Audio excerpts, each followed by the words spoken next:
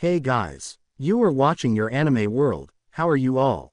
Please support to subscribe this channel for watching new interesting stories. So in this video, we will see what if Deku and Shigaraki were brothers. Here is short summary. Izuku does his best to not think about his dad and his brother Tenko anymore, since the two of them left when he was 10. But it's hard, especially when his mom tries to hold on to every memory of them while everything else fades due to her amnesia. The good news, though, is that Ua is just around the corner and the number one hero even offered him his quirk. Things are really looking up. That is, until villains attack.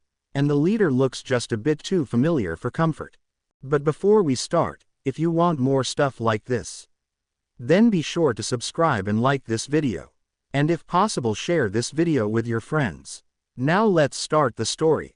Izuku stepped out of the hallway and into the living room, rubbing the sleep from his eyes. It was early morning, his alarm for school had just gone off, the birds just beginning to sing, but he was surprised to find the lights already on and his mom sitting on the couch. Mom. He stepped closer and saw that she was looking down at a picture pulled off the wall. The morning sunlight filtered in through the curtains, just casting a line of glow on her face.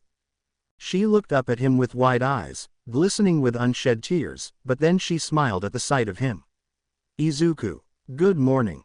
The small, childish, fearful part of him still felt relief whenever she said his name. Every time she recognized him without him telling her who he was. Those first few months after the accident was a time he wasn't sure he'd ever forget, but the 4 years since then had built up enough new memories for her to know her son again even if everything before then was long gone. What are you doing? He asked. She held up the picture frame in her hand, fingers tracing the edges. It was an older photo, from before Izuku had been born. Inko was younger, thinner, and happier. He could see that in her wide smile and bright eyes. Next to her was Dad. He exactly looked the same as Izuku remembered him always being, short curly white hair, red eyes, and a couple of freckles under his eyes. He had an arm around her, and they both smiled into the camera. I still remember this, she smiled softly at it. It was one of our first dates after we met in college.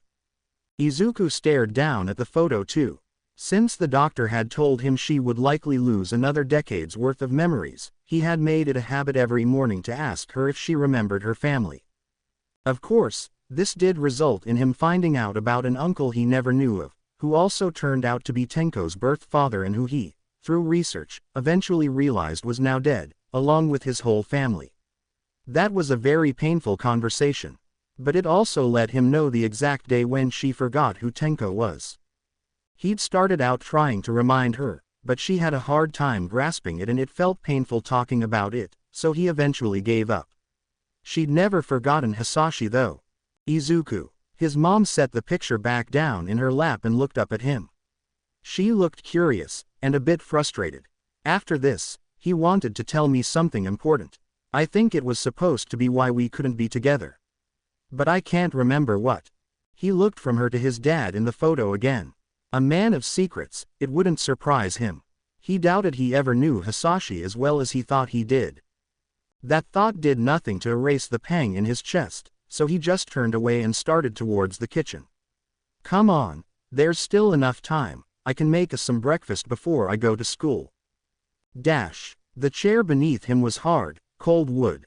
The desk was too. Both were scarred with marks, scratches, burns and slashes. Symbols meant to remind him of what he was. He kept his eyes carefully glued to his notebook as he wrote. As you all know, you're approaching the end of your last year of junior high, the teacher spoke with an almost bored tone at the front of the classroom. You all need to start seriously thinking about your futures. I'd pass out these fill-out sheets, but why bother? Izuku watched as the man threw the papers in the air with exaggerated dramatics. I already know you all want to choose the hero track. The students broke out into cheers all around the room, many showing off their different quirks. A girl by Izuku started waving firecracker hands, and a boy in front of him waved around a ridiculously long neck. Now, I know you all have amazing quirks, but use of them isn't allowed in school, remember? Get a hold of yourselves. The teacher tried, but he sounded more amused than anything. Izuku just tried to keep his head down, holding his hand up slightly and hoping to go unnoticed, eyes locked on the sunny view of the city outside of the windows to his left. Eventually, after all the students settled down, they all heard a scoff from the front corner of the room. "Don't lump me in with these bunch of losers, Teach. I'm the real deal. They'll be lucky to end up as sidekicks for a bunch of D-listers." Kacchan smirked, legs slung up onto his desk in a way anyone but him would get scolded for. The room broke out in complaint. Many students rolled their eyes, others threw their fists in the air and yelled at him. "You think you're better than us, Katsuki?" One boy stood up and growled. "Oh please, I'll take you all on." Kacchan shouted right back. "You've got good scores on all tests." The teacher reads off papers, sounding impressed. "And a top student, powerful quirk. Maybe you will get into UA." The class started muttering in shock. Izuku buried his head in his arms on his desk with a quiet groan. This was one of the days he wished Hitoshi and Shoto still went to school with him, but Shoto's dad had pulled him back into homeschooling to focus more on training as UA approached, and Hitoshi got moved to a foster home on the other side of the city. He still had their numbers, and they saw each other when they could, but he'd felt more alone than ever lately. He missed his friends and the days they used to spend most of their time together. He also couldn't help but miss having their protection. The bullying had been worse than ever and he knew being alone was mostly to blame. With a thud, Kacchan climbed onto his desk and stood proudly on it. "I pass all the mock tests. I'm the only one at this school who stands a chance at getting in. I'll end up more popular than All Might himself, and be the best hero of all time. People all over the world will know my name. And it all starts with UA High. Oh yeah, Midoriya, weren't you planning to try for UA too?" Izuku flinched hard. Oh no. Izuku's mind was spinning, thoughts racing as fast as they had been all evening as he stepped into his bedroom and closed the door behind him. The sun had already set and made his room mostly dark, so he flipped on the light switch and absently pulled off his backpack, threw it on his desk chair with fingers feeling numb and clammy, and then fell backward onto his bed. His heart was pounding. He couldn't tell if he'd just had the worst or best day of his life. All he knew for sure was that his world had been thrown for a loop. Multiple times. His mind felt fuzzy. He'd been told to die by his first friend. Then he really had almost died, by a villain. Then he'd been saved, and had his dreams crushed by his idol. Then he'd, more or less, saved the life of the guy who told him to die. And then he'd been offered the quirk of his earlier dream-crushing idol. He was breathing fast and hard, chest tight. Now he was going to start training to become a hero with All Might's quirk. By All Might. That made it sound way too simple. He was curled around himself, hands in his hair and knees against his chest. Everything was spinning. Safe to say, he was probably going into a panic attack. 4 bare fingers brushed softly against the scarred brown wood, far from smooth, far from clean. It was chipped and scratched and marked. It was clawed and broken and taped. It was burned, charred and carved. Knives had been taken to this wood. Messily written out letters and kanji littered it. Words that meant nothing and everything. Insults. Names. Things that turned the blood to lava beneath his skin. As he looked around him in the classroom lit by dusk orange, he saw all the other desks were just desks. A couple were perfectly clean, perfectionists, teachers' pets, but most were normal. A wad of gum on the bottom, pen marks, even maybe marks from the user's quirks. These were kids after all. But this desk stood out. It was something set apart from everything else, a symbol. Everyone who saw it knew what it meant, new or old. This person was different and hated. You weren't to go near them. And everyone who'd known the school for any time at all knew who sat in this seat.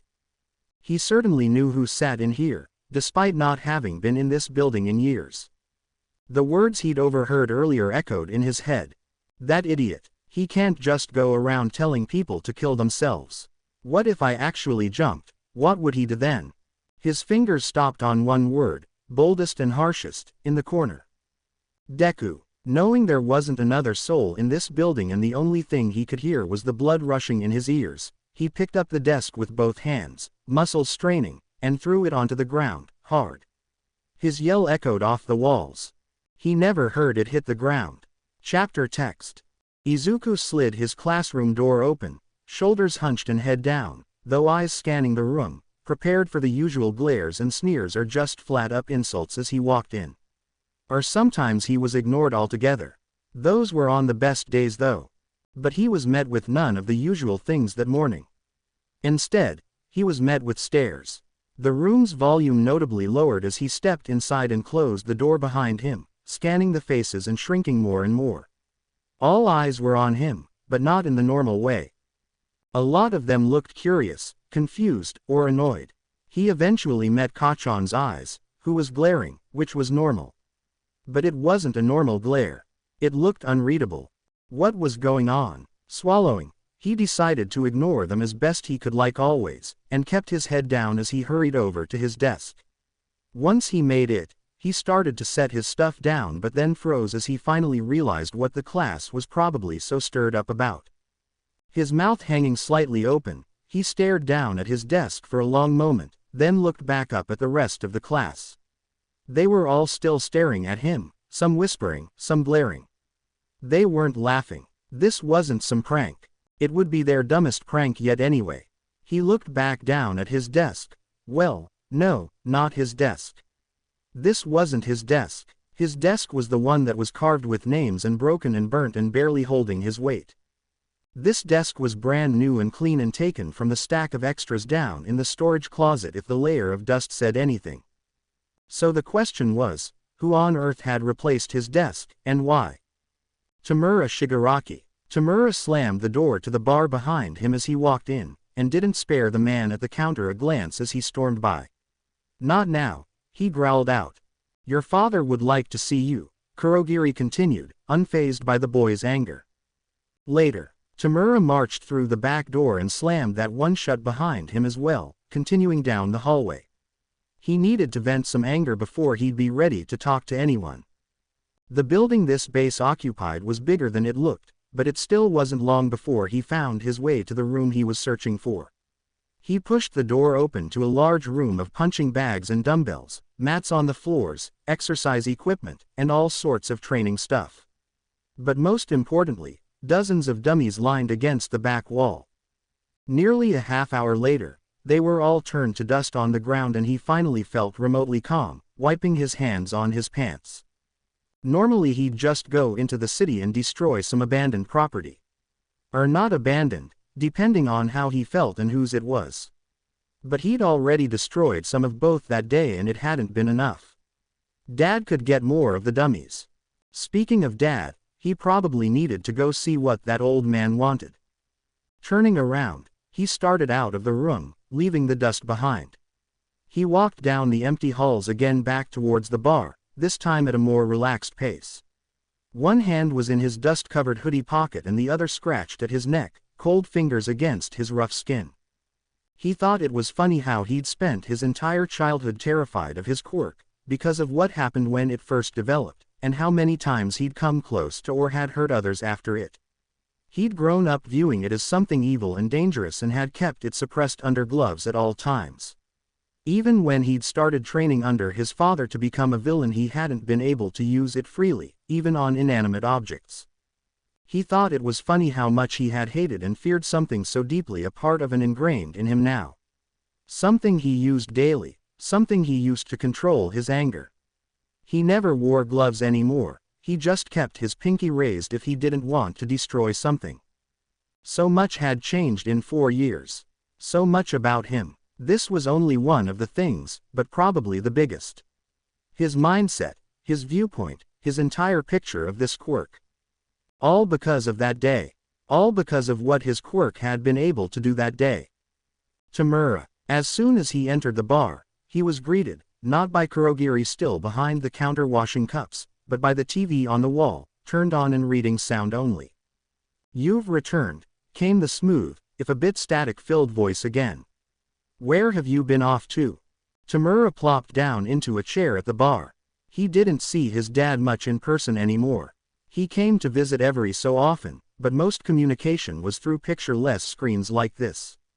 He considered for a second telling his dad about what he had done that day. Where he'd gone, what he'd learned. Who he'd seen in the alleyway and what he'd heard him say. Why exactly he was so inexplicably angry. But then he thought about it more, and he realized he didn't know how his dad would react to knowing he'd gone back to that school.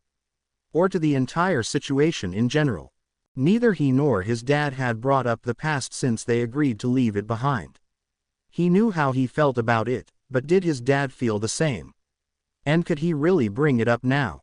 Nowhere important. The man could very well know already anyway if he was that curious. What did you want to talk about? Yes, right, of course. I thought I should let you know we're going to start implementing a new plan.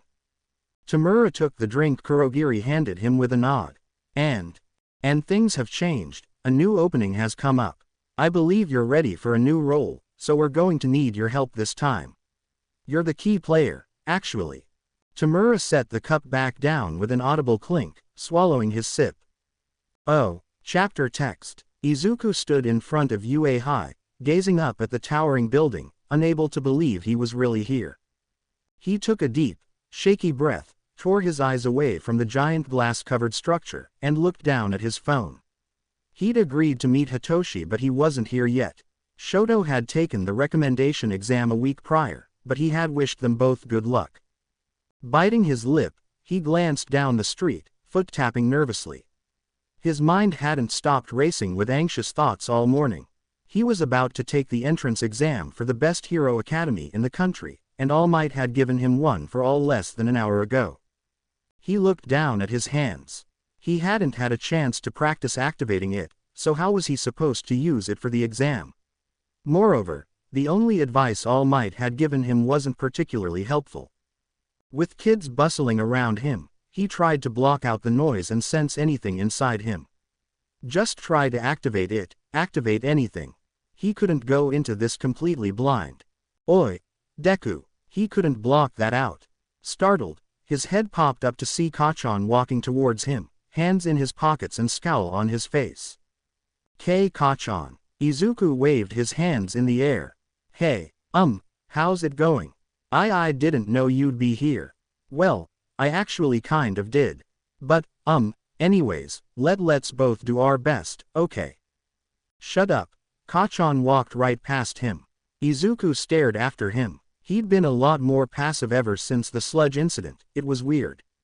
It was another few minutes of waiting before he heard another, much more welcomed voice. Hey, Izu. He spun around with a smile, immediately spotting Hitoshi waving at him as he walked through the gate. Hey, Izuku ran over and wrapped him big hug, not caring how much taller he was than him. It had been a while since he'd been able to see Hitoshi. UA training took a lot of time. Not to mention his home life. Hitoshi chuckled as he pulled back, giving a small smile. Izuku returned it much wider. How've you been? Fine as ever. Hitoshi shrugged, then trailed off as his eyes caught on the tall skyscraper of a school. Izuku turned and followed his gaze. Getting into this school meant something for each of them. It meant proving themselves. Proving that the world wasn't right about them, about Izuku and his lack of a quirk, and Hitoshi and his villainous quirk. Since they'd met when they were little, they'd been able to understand each other and help each other. Now they would do this together too. Come on, Izuku gestured to Hitoshi, the first friend he'd made who hadn't left him. We're gonna be late if we keep just standing and staring. Hitoshi rolled his eyes but started forward. Any idea where we're going? We'll figure it out. Kurogiri. Tamura plopped down into the chair at the bar counter. Kurogiri was behind it drying dishes as he usually was.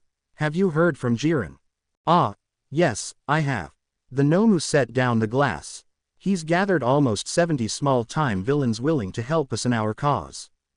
Tamura smiled. Perfect. A bunch of disposable extras. He grimaced at his own choice of word. I mean, NPCs. He was personally excited about this mission, and not just because it was the first time he really got to be a part of one, much less led one. No, what really made him nearly giddy to get to UA was because of who was going to be there. Two specific people who had wronged someone he cared about and who he'd been waiting to get his hands on for years. For starters, All Might. The fiend of his existence and the person this mission was all about. All Might and Tamura's father, all for one, had fought once several years ago. All for One had lost and been injured severely, nearly killed, but not quite. Now they were sending out this attack to try and kill All Might to finish what was started. What about the Nomu? Tamura asked. Tamura hated All Might. He hated heroes. He hadn't liked them or All Might since he found out who his father really was and realized the truth about society. But watching the number one hero try to kill his father, that had pushed him off the edge. It's almost ready, Kurogiri answered, not missing a beat. Dr. Garaki will have it fully prepared when the time comes.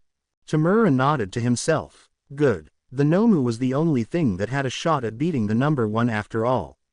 And they needed to beat him. His father had put together that All Might had started teaching at UA to find a successor. The USJ trip they planned to attack was at the very beginning of the year, so even if he'd already identified a student, he likely wouldn't have had enough time to train them and pass on the quirk. They needed to kill him before he could pass on One for All. But that didn't matter so much to him. One for All was All for One's problem. All Might was Nomu's job.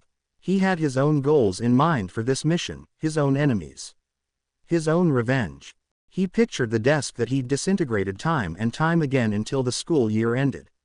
Every weekend he'd snuck back into that middle school and up to that classroom to destroy that piece of trash, and every time at least one word had been scratched or penned on there again. Deku. He knew the boy who had come up with that name. He remembered the little brat very clearly, and he remembered everything he'd done to his victim. He knew the blonde would be there, at the USJ, because he knew this society wouldn't pass up such a promising hero. Well, Tamura wouldn't pass up such an opportunity for vengeance. He could still picture the alleyway he'd happened himself into not long ago, and the tuft of green hair that had wandered in as well, not even noticing him. He could still remember what he'd muttered. That idiot, he can't just go around telling people to kill themselves. What if I actually jumped? What would he do then? Tamura pushed his chair away from the table a bit abruptly, not that Kurogiri reacted, and walked to the front door, not bothering to close it on his way out.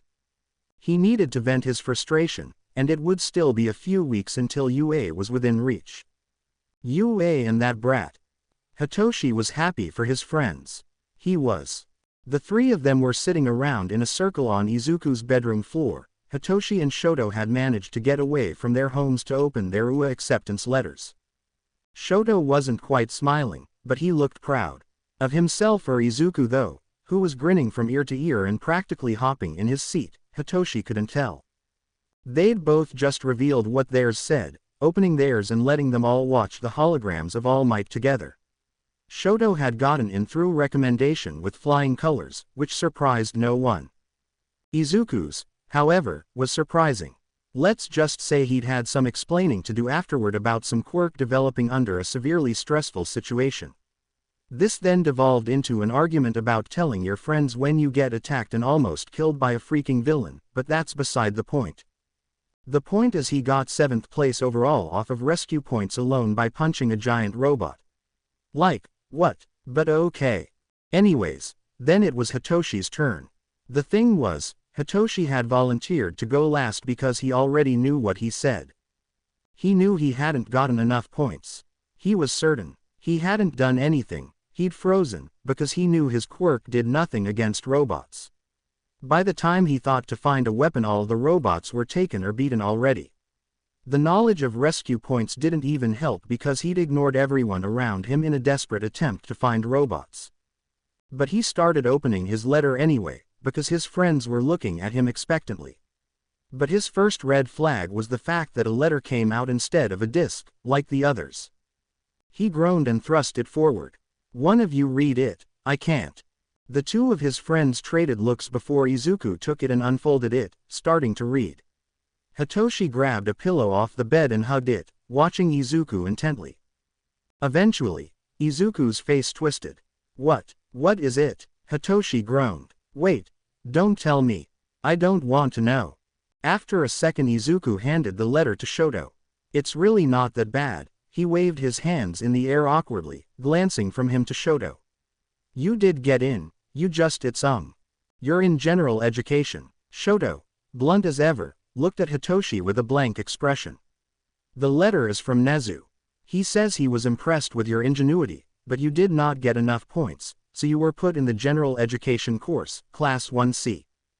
Hitoshi stared at him, then slowly turned to look at Izuku, who was still glancing between them anxiously. Then he took a long, deep breath in.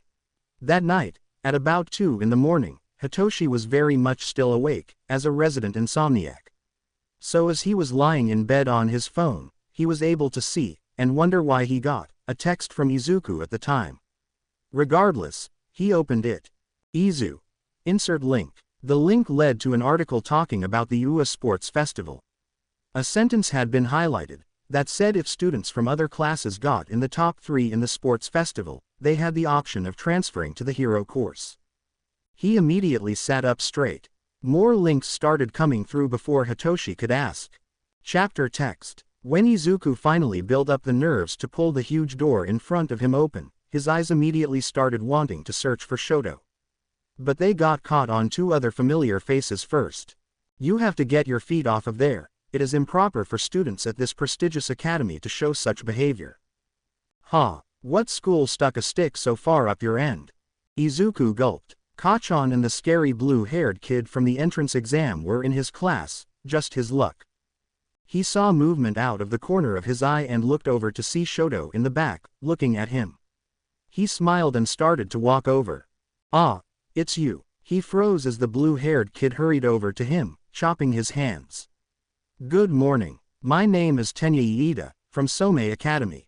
Flustered by how much attention he suddenly had from all the students sitting down, Izuku waved his hands as he spoke. Hi. I Izuku Midoriya. Midoriya. Iida's voice grew more serious. You saw the true nature of the exam, didn't you?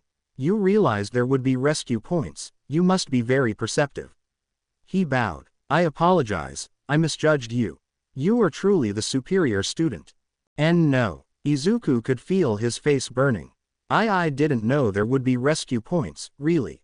Iida straightened, fixing his glasses. Then all the better, as you showed the true nature of a hero by saving that girl. Izuku internally groaned. He really just got lucky that he got his quirk to work and was able to save that girl, much less get any points for it.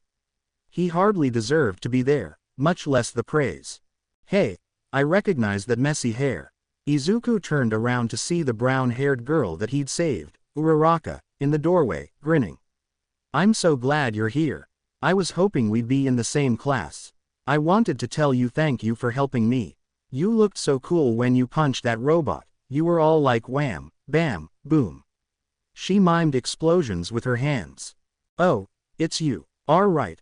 I should probably thank you for talking to the teacher about giving me points. Hey, how do you know about that? He sent a not-so-subtle glance over his shoulder at Shoto for help, but the boy just seemed to be watching in amusement. If you're here to make friends, you're in the wrong place. Everyone froze, then slowly looked to the doorway where a yellow sleeping bag sat. A rather homeless-looking person lay inside, already seeming exhausted. Uraraka made a strained noise. Everyone stared in shock as the man slowly unzipped the sleeping bag from the inside, sipped a jelly pouch, and then climbed out. It took you all 8 seconds to shut up. That won't work. Izuku looked the guy in front of him up and down, taking in every detail. His black jumpsuit, gray scarf, long black hair, and exhausted demeanor. If he was an adult here he had to be a staff member, and all staff were pros. So what pro was this? My name is Shota Aizawa, I'll be your teacher. The man grabbed a stack of matching uniforms from inside the sleeping bag. Put these on and meet me in the field in 10 minutes. Just a few days. A few days until the 1A brats head to the USJ, and the plan falls into place. But until then, Tamura had other things to do. He pulled the chair up to his desk and turned on his computer, flipping to the search engine. He wasn't really certain how he should go about finding information about people or things. He usually just asked his father. But he wasn't telling his father about what he was up to this time, at least not yet. So he just had to figure out how to do this himself, and that meant starting the only way he knew how. He clicked on the search bar and typed in, Midoriya. There were a few faces and stories he didn't recognize, like one about an accident, but eventually he saw some familiar ones. Hisashi Midoriya. What happened to him and his family? Insert video. Aldera's quirkless kid tears of joy. Izuku Midoriya. Young elementary schooler with disintegration quirk attacks fellow classmate. Shimura family home found collapsed. No survivors. Tamura paused, fingers twitching. Then he looked down, closed his eyes, and breathed. This wasn't what he was looking for. He looked back up and retyped, Izuku Midoriya.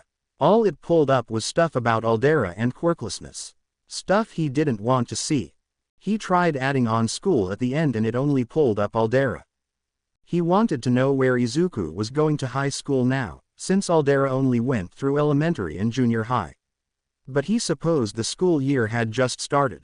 Maybe this high school was better about student privacy. Our kids just hadn't discovered the quirkless kid yet. That was a possibility too. Either way, he was sure it wouldn't be that long before he could find something out there about a quirkless high schooler. With a sigh of frustration, he figured he had nothing to lose and searched up Inko Midoriya. Then he blinked as the same story from earlier about an accident pulled up again. It only took a second for it to sink in, and then he felt sick. He clicked on it nonetheless. But before he could begin to read, there was a knock at his door. What? He shut the computer off quickly. Your father needs to speak with you, came Kurogiri's reply. Okay. He waited till he heard the footsteps walked away, then groaned. With one more glance at the computer, he stood up and walked out of the room. Mr. Aizawa. Shota looked up from his desk, tired eyes meeting round green ones. He blinked slowly. Can I help you, Midoriya? The green-haired kid, still bandaged and slightly charred in places from the earlier battle trials, looked away and shifted nervously. I was just wondering if I could ask you a, question. The two of them were alone in the room aside from Todoroki, who was standing in the doorway and watching them both with the blank expression Shota had learned to expect during the 2 days he'd known him. It wasn't surprising he was waiting for Midoriya. Shota had also gathered the two of them knew each other. Todoroki stuck by Midoriya like glue. Shota sighed tiredly through his nose. Yes, what is it? Midoriya shifted again and twiddled his thumbs, then looked at him. It's just, well, you're Eraserhead, aren't you? Shota's eyebrows shot up. I know it's weird that I know who you are, since you're an underground hero and all. He threw his hands in the air and started waving them nervously. But I have a friend who's always been a super huge fan of yours. Not that I'm not. I honestly really am too. But he just has a really similar quirk as you, so he was always inspired by you, so I heard of you from him, and I do a lot of research about heroes in general, so I've also done research on you. So when you came in yesterday I recognized you and your quirk when you used it, and I told him, but he told me I should ask you anyways. Whoa, kid, slow down. Shota raised his own hand up and the kid paused his sudden muttering storm. I can barely understand a word you're saying like that. He ducked his head, face turning red. Sorry, it's fine, just, Shota took a breath, you mentioned a friend. Midoriya nodded. Yes, he's actually in Gen Ed. He's always been a fan of yours because you have a similar quirk as him, so you were a big inspiration to him. I heard about you through him, and then did some of my own research, so I recognized you and your quirk yesterday. Shota assessed him carefully. There's not much information out there about underground heroes. Yeah, but I like to analyze heroes. I was able to find a few clips and some forums made by people you've saved, and I could decipher a lot of info through things like that. Shota stared at him for a long moment, and the boy shifted and fidgeted and looked away under his gaze. Finally the man hummed and looked back down. Go home, Midoriya. Yes sir.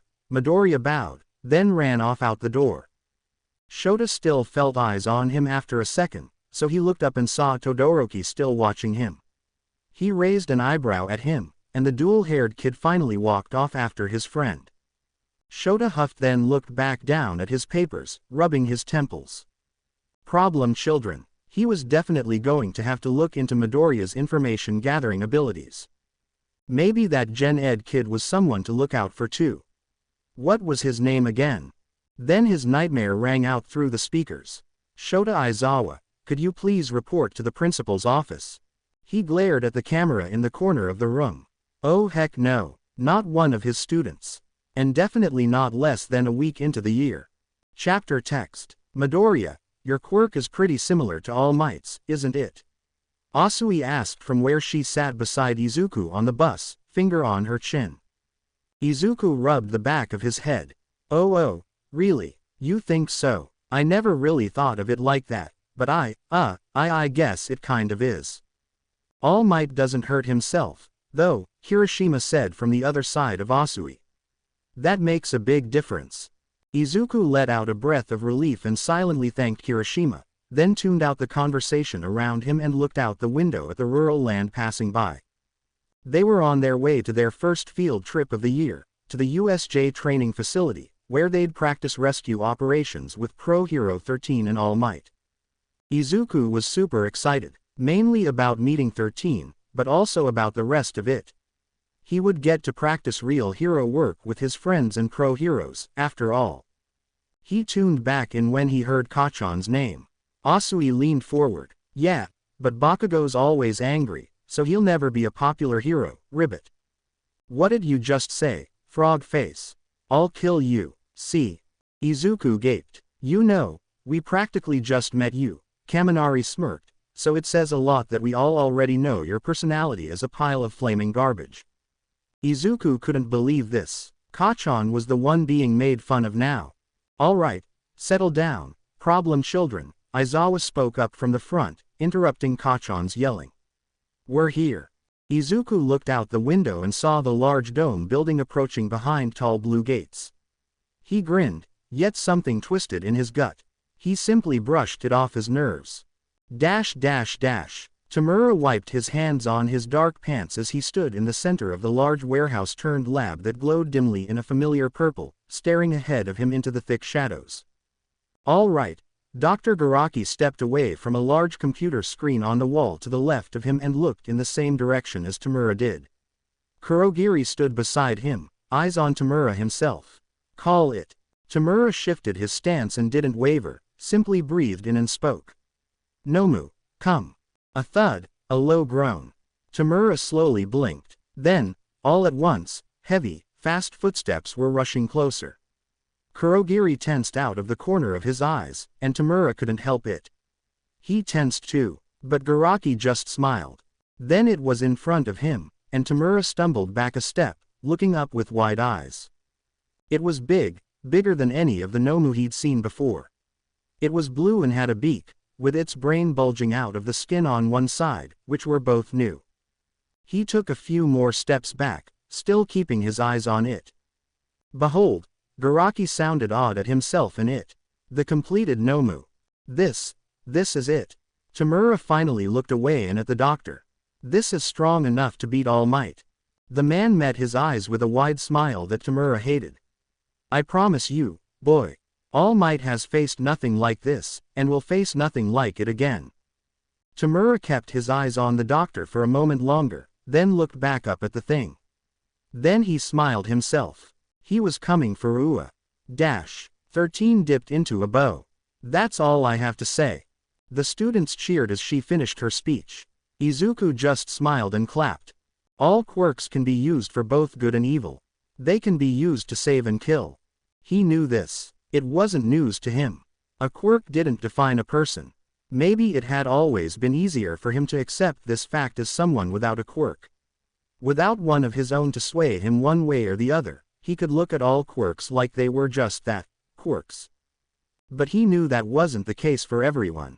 He knew quite a few people who it might do some good to hear this speech. He could see red eyes in the back of his mind, angry and desperate. You don't get it. You don't get it, Izuku. I only hurt people. I can't save people. I can't be a hero, so just stop asking. He hadn't understood then because he hadn't known. Tenko wouldn't tell him what his quirk was, he always kept it a secret. It wasn't until that incident with Tenko and the kid at school that Izuku finally found out. If only Izuku had known, had understood back then. Maybe he could have helped somehow. Maybe Tenko wouldn't have disappeared with no explanation. He shook his head. This wasn't the time to be thinking about any of that. He looked over at Shoto, who wasn't right beside him but was nearby, just a person or two behind him. He definitely wished Hitoshi could hear this information too. He'd been defined as a villain, assumed to do evil things with an evil quirk. But he never had and never would. He wanted to be a hero and would find a way to do so. Izuku knew his quirk would be amazing for heroics. But Shoto, who was staring ahead blankly, was actually hearing it, and could definitely stand to listen. His father had used fire to cause harm, but Shoto would never use his own that way. He was so determined not to, in fact, that he hadn't used the fire half of his quirk in years. And Izuku had been trying for just as long to convince him that that was not a good idea. Izuku heard sparking sounds then, and he looked up just as the lights around the dome building flickered out. There were one or two surprised gasps, and the students started to murmur. He caught movement out of the corner of his eye and looked at the water fountain as the water stopped flowing for a second. He thought he saw a hint of purple in the center and squinted. Just then, the purple grew into a large swirling circle in front of the fountain, and he startled back as a face appeared in the center. "Kids, get back," Aizawa yelled. The person had come through what seemed like a portal and was now being followed by others. Before anyone knew it, there were dozens surrounding the plaza. "What's going on? Has the training already started?" Kirishima asked. "This isn't training," Aizawa replied. "Those are real villains." Izuku's heart was pounding, eyes flitting around the villains. He didn't recognize any of them, but they didn't look necessarily powerful. Well, except for the three standing still in the center. They definitely seemed the most intimidating. There was a giant monster-like creature with blue skin, a bird-like beak, and eyes on the side of its head. Part of its brain was coming through its skull. Then there was a man in a suit made of purple mist that looked similar to the portal from earlier. That probably meant he was the transportation man. A portal-making quirk was so cool and rare. He'd only ever heard of one before, not the time. Focus. Lastly, there was a younger-looking man with pale blue hair. He was dressed in black and surprisingly wrinkly, and a ragged chill ran down his spine. Why was the villain looking at him like that? Tamura froze as red eyes met green. Dreadfully familiar green. What? Wait. Hold on. Izuku, oh no. Chapter text. Inko had taken up lots of hobbies since her accident, trying to keep herself busy and her mind occupied. Her doctor had also told her that learning and practicing some new skills would be good for her. Her favorite was probably cooking, but she also sewed now. She was trying to learn how to draw, and she was keeping a journal and reading lots. Truth was, she had a lot of free time on her hands now. Her amnesia meant she was considered disabled by the government and didn't need to have a job, so she was alone in the apartment most of the day while Izuku was off at school. And once she'd gotten cleaning aside, she started to get bored. And getting bored was dangerous for her because being bored meant she started to think, and that meant remembering that she didn't remember a good chunk of her life. Izuku's childhood. Being married to Hisashi. Someone named Tenko that she knew was important.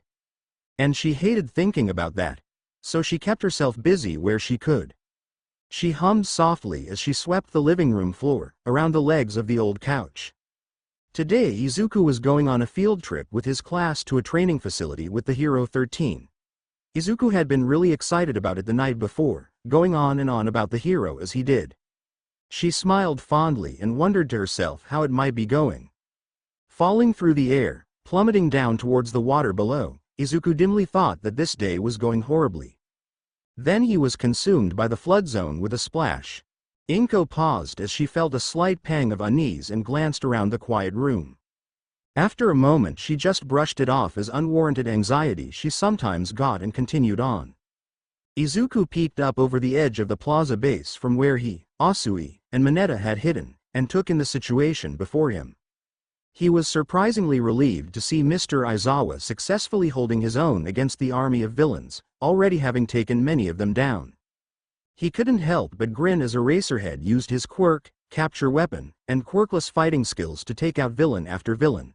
He was watching his second favorite hero since he was a kid, a completely quirkless fighting one, fight in person. And he looked just as cool as he imagined. He wished he had his notebook right now. Eventually, he saw movement and he couldn't keep his eyes away from the two villains standing off to the side any longer. The giant almost bird-faced creature, and the blue-haired dry-faced villain it stood beside. Once his eyes landed on the former, he couldn't take them away. He could hear him muttering to himself, numbers, while watching Mr. Aizawa. 24, 23, then, 20, and then 17. What was he doing? What was he thinking? Asui and Mineta were whispering about something, but Izuku wasn't listening. Because suddenly the villain was rushing forward, into the fray. Aizawa saw him and ran at him as well, elbowing him in the stomach, but then the villain grabbed the elbow with his hands and Aizawa's sleeve started to crack and fall apart. Then so did the skin, revealing the bloody layer underneath. Izuku froze, his eyes widened. The villain grinned, and Eraserhead grimaced. I figured out your tell, Eraserhead. Izuku could just hear the villain muttering. You wear those goggles so no one can see your eyes, but you don't hide your hair. It floats when you activate your quirk. You're having to blink more and more often. Aizawa pushed him back, jumped away, and was immediately surrounded by other villains. Izuku's eyes trailed the injury. Your quirk isn't meant for drawn-out fights against large groups, is it, Eraserhead? The blue-haired villain was crouched on the ground a few feet away. You're much better at working stealthily. Surprise attacks, not fighting head-to-head. Don't you think you're a bit out of your element? The villain climbed to his feet, and yet despite that you still didn't hesitate to jump into this fight for your students. Several of the villains attacked Eraserhead at once, but he fought them all off. And look at you. You're still standing. The villain laughed. You really are so cool. Aizawa turned to the villain finally, all others down around them, the hero's shoulders rising and falling with heaving breaths. Izuku's eyes were still on the bloody elbow. The villain crossed his arms.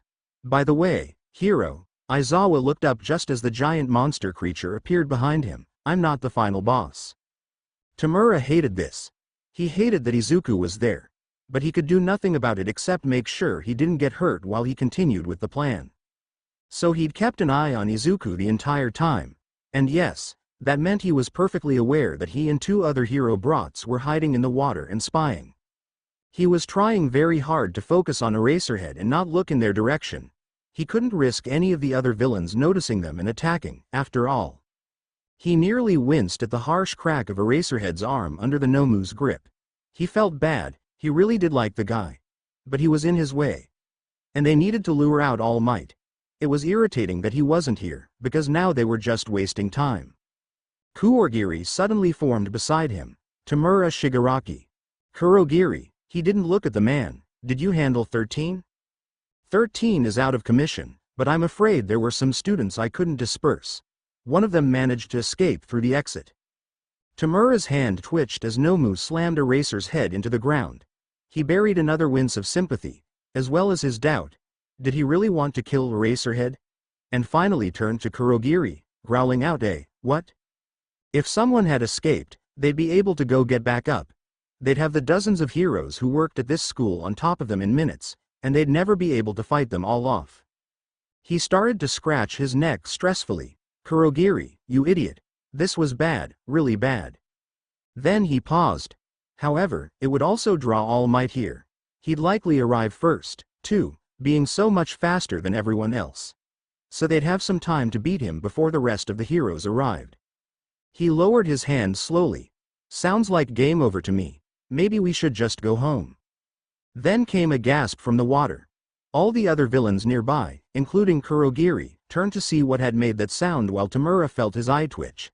He didn't need to look to know who had made it. Probably that little grape-looking idiot. He felt like smashing him right about now. Either way, everyone around now knew where the three students were. Where Izuku was. Someone would go after them. That couldn't happen, he wouldn't let it. He'd just have to get to them before anyone else got the chance. With a very quiet sigh, he turned to face where he knew the children were hiding. He had hoped to not have to directly hurt any of the students during this mission, but now he didn't have a choice. At least not if he didn't want to risk Izuku getting hurt by someone else. But I suppose, he spoke a bit louder than necessary, that we have time to damage his pride a bit first. In a second he was in front of them, reaching for the irritating grape boy. He wouldn't kill him, he was only reaching for his shoulder, and would only hurt it as bad as he did erasers. He avoided looking at Izuku, he did, but he could still see him out of the corner of his eye. See his face. Tamura had to remind himself he was doing this, at least partially, so Izuku wouldn't get hurt. But then his hand landed and nothing happened. He waited, and still nothing. What? Hold on. He smiled and glanced over his shoulder. You really are so cool, Eraser. Nomu raised the man's head and slammed it into the ground again, shutting off erasure. Hey! Tamura turned just as Izuku was jumping up. He raised his fist and Tamura blinked. You let go of him. Smash. Tamura squeezed his eyes shut as a sudden hurricane-level blast of air pushed him several feet back.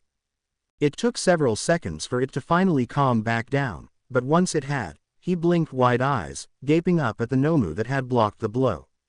But he couldn't focus on it, he couldn't focus on anything. Well, anything except Izuku. Because how on earth? Izuku had a quirk. Chapter text. The night after the USJ, everyone who wasn't injured was sent home. But nobody expected to sleep that night. His mom fussed over Izuku, made him katsuden, asked him if he wanted to watch a movie, and offered to stay with him. But he told her after dinner that he just wanted to be alone. He needed to think, so despite her worry, she let him be. Now, sitting at his bedroom desk, bent over a notebook with a pen in hand but uncharacteristically not scribbling anything down, he replayed two scenes in his head from the last few days. One was Mr. Aizawa's elbow after the leading villain had destroyed it at the USJ, and the other was UA's gate after the press had broken in when he'd passed it on his way home before it had been fixed. He'd already pieced together the connection. The gate had looked demolished, far too destroyed for a relatively passive crowd of press. Someone who could create that destruction had to have come in and done that damage, letting in the determined crowd. But who? Likely someone with reasoning, a motive. Someone who could use the situation to their advantage. Use the panic as a distraction perhaps, to break into the school themselves. It would give them just enough time to get in while everyone was busy, take something, and get out. Something like a schedule. The next day, a villain with the ability to destroy anything he touches breaks into UA, targeting All Might. And speaking of the ability to destroy anything he touches, that brought him to his next problem. The one that had him drag a trash can next to his desk because he was certain he'd throw up before this night ended. He dropped his pen and pressed his forehead into his hand, looking down a page pulled out from one of his notebooks. One of his oldest. He'd barely been 6 years old when he wrote his first analysis on his brother's quirk. When Mom had first lost her memories and he'd found out about her brother, Tenko's father, she had mentioned something he'd never thought about. She'd tearfully said that she'd always loved how Tenko's eyes were the same red as Hisashi's even though they shared no blood. Like he was always meant to be a part of their family. Earlier that day, Izuku had been reminded of that red. Of his father's red. Of Tenko's red. In the eyes that he'd met right before that creature blocked his punch. In the eyes of that villain. Tamura Shigaraki. Tamura didn't get it. He paced back and forth in his bedroom, from one wall to the next, hands tangled in his hair and jaw clenched. He didn't understand. He couldn't. None of it made sense. Why was Izuku in the hero course? He couldn't be trying to become a hero. He wouldn't. Izuku had always wanted to be a hero as a kid, sure. He'd been obsessed with heroes. All Might no less. He had been determined to be just like the #1 hero, his idol, and his quirkless status and relentless bullying at school had done nothing to deter him. He had no idea if that had changed or not in the years he'd been gone. But Tamura had left making sure Inko would tell Izuku the truth. About him, about Dad, about why they were really leaving. About what they were, she'd said she'd tell him. He thought for sure once Izuku knew the truth Inko would be able to convince him not to go after heroics. He'd realize heroes weren't as amazing as he'd always thought. Or he at least wouldn't want to fight on the opposite side as his family. Tamura slowed to a halt in the center of the room, body freezing. But maybe he was that mad at them, at Tamura, for leaving. Maybe he was fine with going against him in a fight. Even wanted to. Just before he'd left, Tamura had told Inko he'd been afraid of Izuku hating him for leaving, and Inko had told him Izuku wasn't capable of hating anyone. But Tamura hadn't known Izuku for the last 4 years. He didn't know anything about how Izuku felt towards him. But he might have an idea why Izuku was training to become a hero when he'd been told that Tamura had left him to become a villain. Heroes fought villains. With a pathetic groan that would humiliate him if anyone was around to hear it, Tamura took a few steps and sunk into his bed, burying his face in his hands. After a moment of him taking slow breaths, he pulled his head back up and his eyes settled on his computer in front of him. His eyes widened. That was unless Inko had never told Izuku. He jumped up and rushed over, pushing the chair to the side instead of bothering to sit. He quickly pulled up the search engine and started to type. He'd completely forgotten about what he'd looked up a while back, but suddenly it was front of his mind. It didn't take long before he found it. A car accident report in Musudafu, 4 years ago, involving one Inko Midoriya. He held his breath, heart pounding as he clicked on it, not sure what he hoped to, or not to, read. The date stood out to him first. It was the day after he'd left to join Dad. That was already a bad sign. He skimmed and skimmed and skimmed until he found what he was looking for. Then, everything froze. Inko Midoriya had been seriously injured in the head during the wreck and was taken to the hospital immediately. Reports say she healed fine but ended up with permanent retrograde amnesia. Everything from the last decade or so of her life was immediately gone upon waking up. He stared at the screen for a long moment, the words not processing. Then they finally hit him like a punch to the gut. Retrograde amnesia. She didn't remember anything from at least a decade before 4 years ago. His ears rang as he thought through what that meant. She might not have remembered when she'd adopted him. Or what happened to her brother. She probably hadn't remembered Izuku at all. She definitely hadn't remembered why they'd left, much less to tell Izuku that. He let out a disbelieving breath. He felt sick to his stomach, and yet a twisted relief came and went. Izuku probably didn't know who Tamura was. No wonder there wasn't more of a reaction at the USJ. He'd been wrong about why Izuku was trying to become a hero. Maybe the two of them had a small chance after all. That answered one question, he supposed, only leaving him with one other. And although he was sure he needed more time to process the previous revelation, his mind was already racing ahead to the next thought. A question he'd been burying, pushing away repeatedly. But that he couldn't keep away now that he had answers to the question he'd been covering it with. Izuku had used a quirk. He had a quirk, but that was impossible. He was quirkless. He'd been diagnosed quirkless. He had the pinky toe joint. Tamura had been there. He'd seen it. So he didn't develop one naturally. There were only 2 transferable quirks in the world, and one had refused to give Izuku a quirk when he was diagnosed, no matter how much Tamura pleaded and argued. So that only left one other. The quirk of Izuku's idol, and Dad's arch-nemesis. He let his head fall onto the desk with a thud. Izuku was pacing now, one hand on his chin and muttering up a storm. The other twisted the fabric of his nightshirt anxiously, knuckles white. His mind was back in the first and only time he'd seen Tenko's quirk in action. During that incident at school, when his quirk was first revealed to the world, Izuku had been, per usual, cornered and getting yelled at by Kachan. Tenko and his friends had walked in at the right, or wrong, time.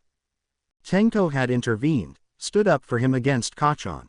His friends did too, like they always had, but this time another kid, one from their class, had run up, misreading the situation. He'd gotten mad at the 4 older kids for teaming up against a terrified child. He must have been new or something because he hadn't known Izuku was quirkless. Not until Kachan had dropped that bombshell. Then he freaked out even more, going off about how the school freaks were teaming up to defend that thing, calling them a bunch of other mean names. They'd tried to argue back and defend themselves, but it was no use. None of the onlookers came to their defense either. Izuku stayed silent the whole time until he finally noticed that Tenko had ripped his gloves off and was clawing at his neck, the same way he always did when he was stressed or angry. Chuya, Tenko's closest friend, was also gripping Tenko's arm tight like he knew he was about to go off. He could still picture the next few moments in his head clear as day. They still played in his nightmares occasionally. So he knew exactly what the boy had said that finally made Tenko snap. "You're the ones acting like villains. Next, you'll tell me one of you has killed someone." Now Izuku knew why Tenko had freaked. Before anyone could stop him, he'd grabbed the boy's arm. No gloves. Izuku could still hear the screaming. He could still see the black cracks going up the bare skin, the blood underneath. Izuku had to stop as a chill racked up his body. He took a deep breath as he covered his mouth. Tenko had snapped out of it and let go fast. The boy hadn't even lost the arm. But he'd been rushed to the hospital and had permanent damage. And after that, the whole school knew. Bakugo knew. Tenko's friends knew. Izuku knew. Everyone knew. The kid had continued going to school and had hated Tenko after that. A lot of the school feared him, but that boy, Kaimatsuo, was angry. He became his worst bully. Like Kachan was for Izuku. But Tenko probably hated himself for it more. He completely clammed up afterward. Izuku overheard his mom crying the next day to his dad about going back to square one. Not to mention all the legal issues their parents faced because Tenko had technically attacked the kid with his quirk on purpose. It had taken so long for things to go back to normal. He shook his head hard, as if trying to shake out the memories. But that's not what he was supposed to be thinking about. He bent over, one hand on his face and one on his knee, and took a deep breath. He needed to breathe. He needed to focus. He wasn't here for this. After a minute he stood back up straight and his eyes trailed to his nightstand. He needed to focus on the arm. On the blood. On the cracks, as sick as they made him.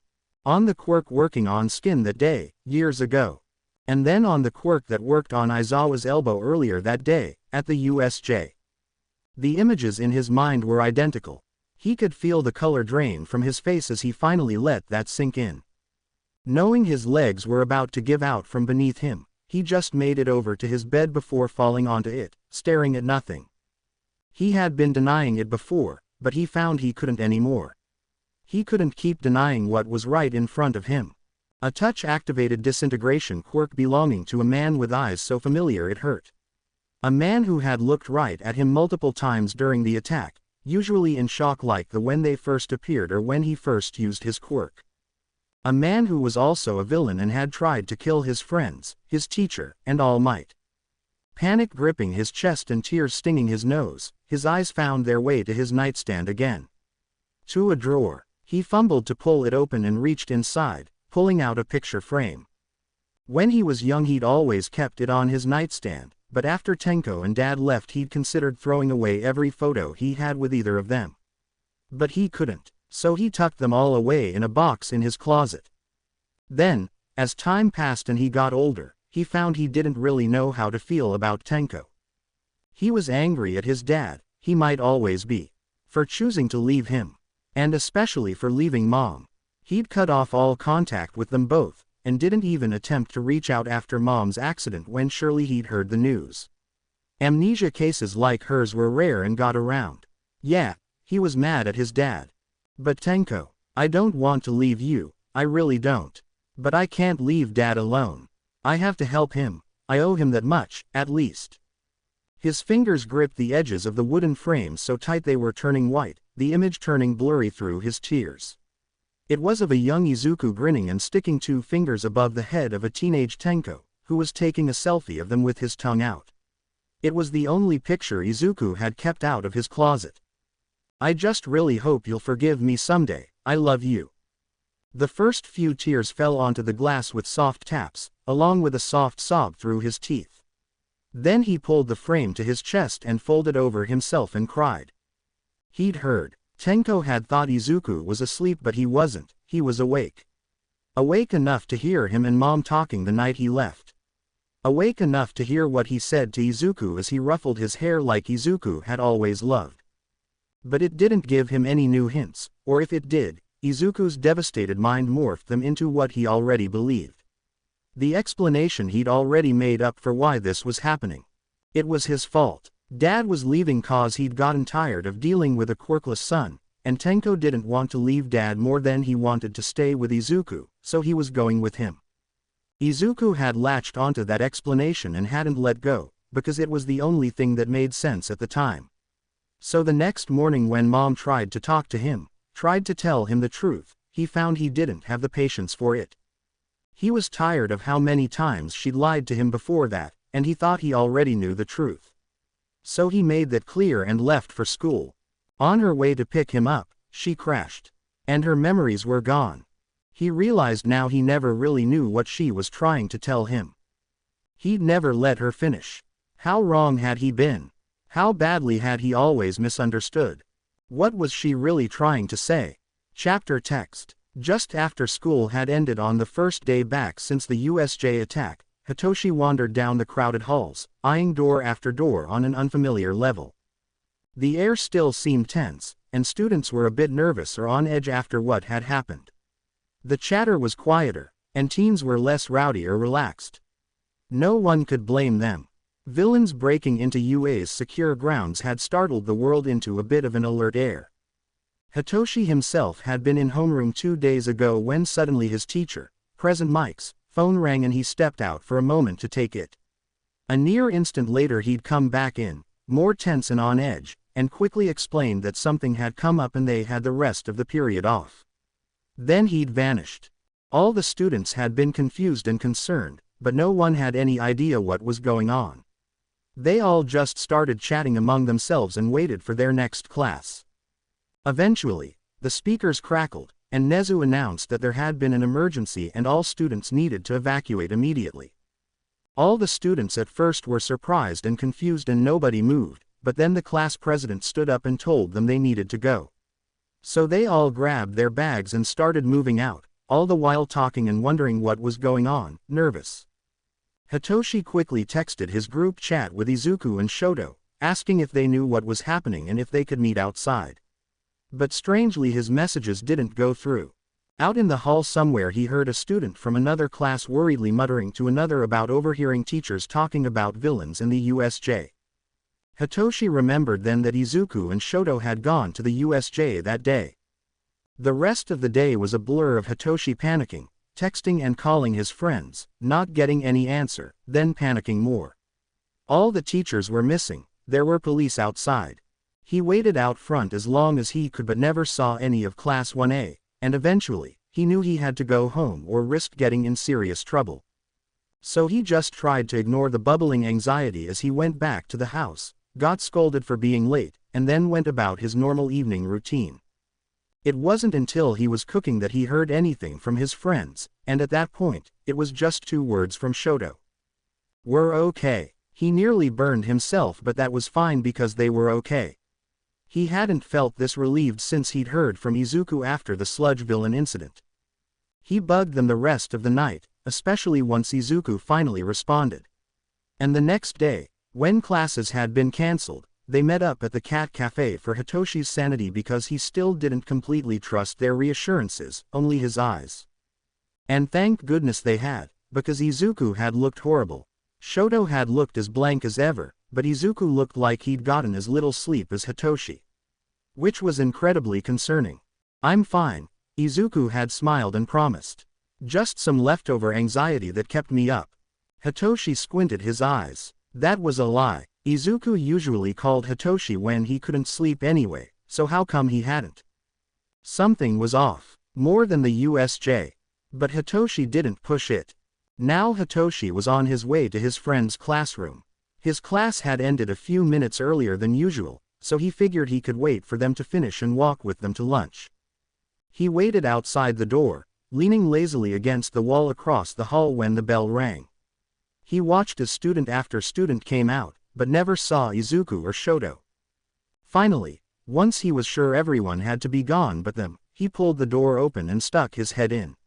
Sure enough, his friends were some of the only people left inside, talking at the back and packing their bags slowly, aside from one other person. Eraserhead. The Eraserhead, sitting at the front desk and slowly blinking back at him. "Oh, man." He turned his head away fast, hoping his cheeks hadn't turned pink, and cleared his throat once to get his voice back. Then he looked at his friends and cleared it again, louder. The conversation stopped and both heads turned to him. Shoto blinked at him. Izuku stared, then beamed. Hitoshi. Hey, what are you doing here? Waiting for you slowpokes. Hyper-aware of his literal idol behind him, he suddenly regretted the words. Stupid. I've been waiting forever. Are we going to lunch or what? Ah, yeah, sorry. Izuku swung his bag over his shoulder and ran over. Shoto, who had clearly been ready for a while and waiting on Izuku, followed. Shoto marked his paper, keeping his eyes on it but his ears on the three retreating students. Midoriya was the only one talking. So, the sports festival is coming up. This is your chance. Are you excited? The door shut. He wrote another mark. So this was the Gen Ed kid he'd heard about, the one who liked him. The one who saw him as a role model because he had a similar quirk as him. The sound of pen against paper hit his ears. Then he said forget it and pushed the stack of papers away because grading could wait. This couldn't. He pulled out his phone and swiped to Hisashi's number. He was one of the Gen Ed homeroom teachers. Black Cat. You happen to have a kid named Hitoshi in your class. It took less than a minute for him to get a response. Loud parakeet. Yeah, I do. Why? Black Cat. I'm gonna need a profile. After a phone call that consisted of Hisashi asking lots of questions and excitedly agreeing to Shota's idea, even going on about how much the kid reminded him of his best friend as he sent the email, Shota finally found himself in peace again as he opened the message containing the file. His name was Hitoshi Shinso. And his quirk, brainwashing. He had taken the entrance exam for the hero course but didn't get enough points, and ended up in general education. The more he read the more he could tell. This kid's situation was nearly identical to what Shota's had been when he was a student. With a long sigh he reached up and rubbed his temples. This was such a problem. Now he was going to have to help this kid. Great. He needed more coffee. Tamura pushed the door to the bar open a bit harsher than he meant to. It hit the wall behind it with a bang, and Kurogiri looked up from where he was wiping a glass at the bar. Like always. Kurogiri. Tamura walked over to the counter. Is Dad free? Kurogiri blinked at him. I can contact your father and ask for you. With an absent nod, Tamura sat down. His fingers started to tap the counter. Kurogiri didn't move, just continued to wipe his cup. Tamura's mind was running wild, he couldn't form any full thoughts, and his head hurt. All he knew was that he needed to talk to Dad. Your father will make contact in a moment. Tamura nodded again. Tap, tap, tap. It felt like forever before the screen on the wall finally crackled to life. Tamura spun towards it just as it turned on, revealing the words sound only. Dad. Tamura. Dad sounded surprised and a bit concerned. Is everything okay? You hardly ever contact me first. We need to talk. He swallowed. About the USJ. There was a pause. You already gave me a report. Yeah, I know. Tamura rested his elbow on the counter and leaned his head on it. He sighed, muttering, but I didn't tell you everything. There was some shifting from the other end. Go on, his father said slowly. Tamura opened his mouth, but no words came out. He tried again but they faded before they formed. He'd been so certain that he had to talk to his dad but he hadn't thought of what he'd say. And now he had no idea how to say it. His mouth snapped back shut. He pulled in a breath. He supposed he might as well just be blunt with it, get it over with. Izuku was there. His mouth was dry. He's going to UA, Class 1A. Silence filled the room, stretching on. Even Kurogiri's glass wiping slowed significantly. Then there was a slow breath in from the screen. Well, I'm not necessarily surprised. Tamura looked up, a bit incredulous. That was all he had to say. Aren't you concerned about what this means? Tamura straightened. He should know we're villains but he's still trying to become a hero. He knew that wasn't true but it's what he'd first thought of. Had Dad really not thought about it too? Or did he just not care? There was no response. Dad. Of course I am. His voice was darker now, tense. Of course I don't want him to become a hero, but we can't blame him. Don't for a second think he's doing this because of us. Or, the man sighed. He doesn't know any better.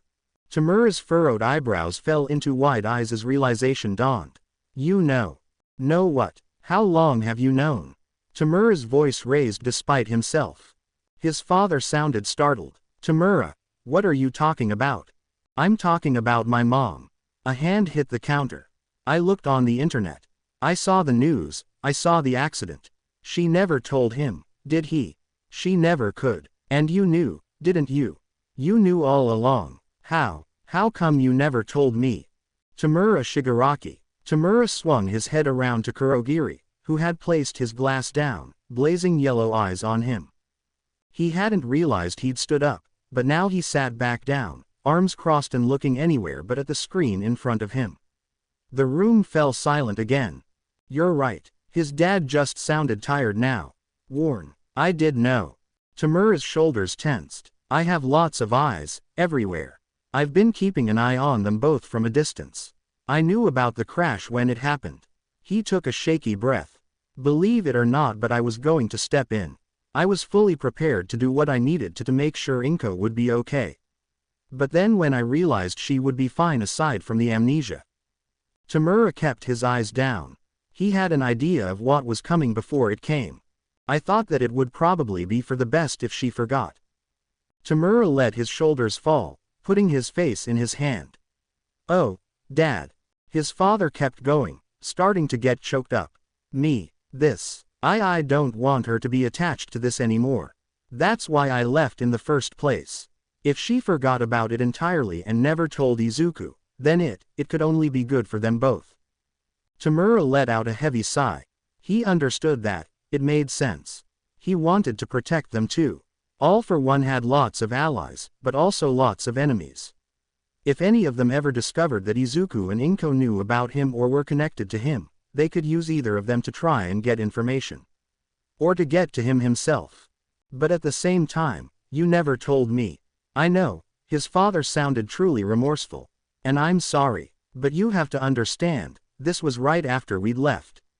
You were young, and you were still very upset about everything going on. Plus, you were the one who had wanted Inko to tell Izuku so badly. I knew you wouldn't like my decision to not intervene. I never thought it would matter again anyway. Tamura finished that sentence himself. We were never supposed to see them again. There was only silence in return. Tamura looked up at the screen again with an irritated glare. Dad, you know you didn't just erase you and your villainy from Mom's memory though, right? She can't remember an entire decade of her life. She probably couldn't remember Izuku at all, or adopting me, or most of her marriage with you in general. There was a silence to that spoke volumes. Tamura lowered the hand he'd thrown in the air slowly. Dad. He answered low and guiltily. She doesn't just not remember a decade. His eyes widened, hands clenching his pants legs. Dad, he said through gritted teeth. How much exactly does she not remember? He could hear a swallow before the words came. Last I heard, about 20 years. Maybe a bit more. Tamura beeped in a breath through his nose, and then reached up and started clawing at his neck. The breath escaped in a burst of laughter as he folded over. She wouldn't remember his existence at that point. She would barely remember starting to date Hisashi. It was getting worse. Why was it getting worse? Breathe. Just breathe. He took a deep breath in, and out, and again, and he straightened. Face very carefully passive and blank like he'd learned from a certain kid he used to know, he asked, could you have fixed it? Silence. His eyes met the screen. Could you fix it? Yes. Tamura stood up and shoved his stool over with vicious force. A leg snapped off when it hit the ground, then the whole thing dissipated to dust beneath his feet. He'd never felt so irritated at his dad. He had a chance to bring her memories back but he didn't, and for what? Because he was scared. Who was he to make that decision for her? To decide if she should remember or not? She forgot everything. He stood there, shoulders heaving for what felt like eternity, before he grabbed the next nearest stool, dragged it over and sat back down. Whatever. It's not like they could change the past. This wasn't even what he came here to talk about. He'd gotten distracted. We're going to have a talk sometime, he said, voice low and dangerous, about what it means to take the blame for something because you had the opportunity to change an outcome but chose not to. he heard shifting through the screen. But for now, there's still something else I have to tell you. He took a deep breath to try and calm himself down further before he spoke. It's about exactly how Izuku got into the hero course. Oh, his dad still sounded on edge, but interested. Tamura cleared his throat. I'm pretty sure Izuku has one for all. Izuku was outside the school with Hitoshi, chatting his ear off about the sports festival and his plans and ideas for how Hitoshi could improve and fight and use his quirk, as he had been all day since Aizawa announced the sports festival. It was as much for Hitoshi's benefit as it was for Izuku's, trying to distract himself from the pressure All Might had put on him earlier that day. He had to announce himself to the world. How was he supposed to do that when he was still breaking his bones whenever he used his quirk? Anyways, Hitoshi was waiting with him for his mom, looking bored yet as nervous as he usually did when Izuku started talking about the sports festival. Izuku mimed striking with a weapon as he described his idea for him to use a bow staff. Then he froze, surprised, at the sight of Mr. Aizawa walking towards them from over his friend's shoulder. Hitoshi raised an eyebrow at him and turned around, then spun back around again, eyes wide.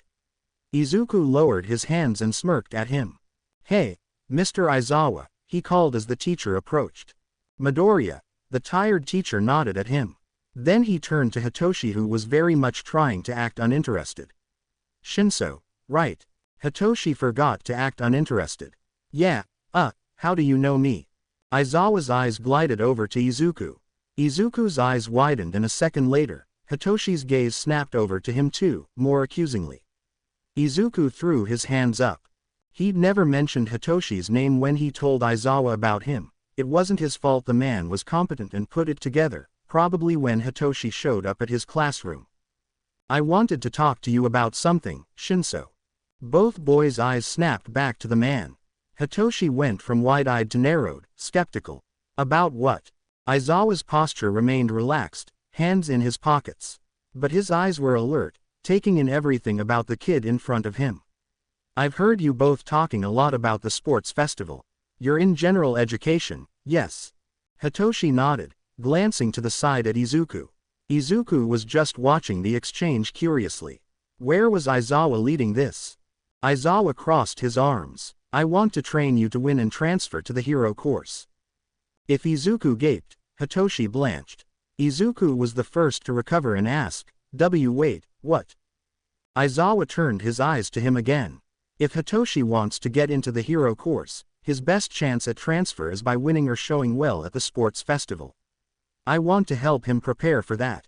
Why? Dark eyes met confused violet ones again. Why would you want to help me? Aizawa stared at him for a long moment, then his eyes softened. Just slightly, nearly unnoticeable. Then he looked away. I've hated this school's entrance exam system for a long time. It's entirely unfair to those with weaker or mental quirks. I've tried to have it changed several times, but I keep getting outvoted by the rest of the staff. Izuku sent a look to his friend, but Hitoshi was entirely focused on the hero in front of him. I'll be honest, there's a student in my class who I don't think will last much longer. Izuku pressed his lips together, nearly certain he knew who that was. So that means there will be an opening. I've never taught someone with a mental quirk before. Izuku looked between his teacher and his best friend over and over again, excitement bubbling in his chest. Aizawa raised an eyebrow. So, you taking it or not? Hayachi swallowed. I'll think about it. Aizawa shrugged. That's the best I can ask for. Come find me when you've made your decision. His teacher turned around and walked away, leaving Hitoshi standing still as a statue and Izuku gaping at him. Izuku grabbed his friend's shoulders and shook him back and forth. Eraserhead just asked if you'd be his personal student and you said you'd think about it. When All Might had given him a similar offer he jumped on it. Why wasn't Hitoshi doing the same? Once he stopped, Hitoshi blinked at him a few times and then pulled away, stumbling a moment. This is just a lot, Izu. He rubbed the back of his neck. I always thought I'd have to do all this by myself, but then you started offering me all those ideas and suggestions, and now this. I never thought I'd meet him much less get offered his help. I panicked. Okay.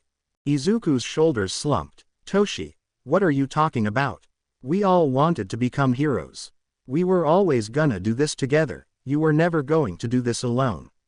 What made you think that? I don't know, Hitoshi shrugged. I just figured we'd all become heroes together, sure, but we'd all be doing our own things trying to be our own heroes. Shoto having such a powerful quirk would be off on his own path entirely, probably in the top 10 or something. The two of us, well, we'd probably be closer together, but I figured you'd still be busy figuring out how to be a hero yourself. Especially without a quirk. But then you developed your crazy powerful quirk too, and you both ended up in 1A while I was in Gen Ed, and it seemed like, well, now you were both definitely going to leave me behind with your super cool quirks, heading to the top. I'd only drag you down anyway, right? He gave a pathetically sad laugh. And Izuku had no idea how to respond to that. Hitoshi cleared his throat. Well, anyways. Hitoshi, I should probably get going now. Wait, no, please. I'll see you tomorrow. Wait, hold on, that's not gonna happen. He was already gone. Izuku let out a breath, staring at where his friend disappeared through the gate, his chest tight and stomach twisting as tears came to his eyes.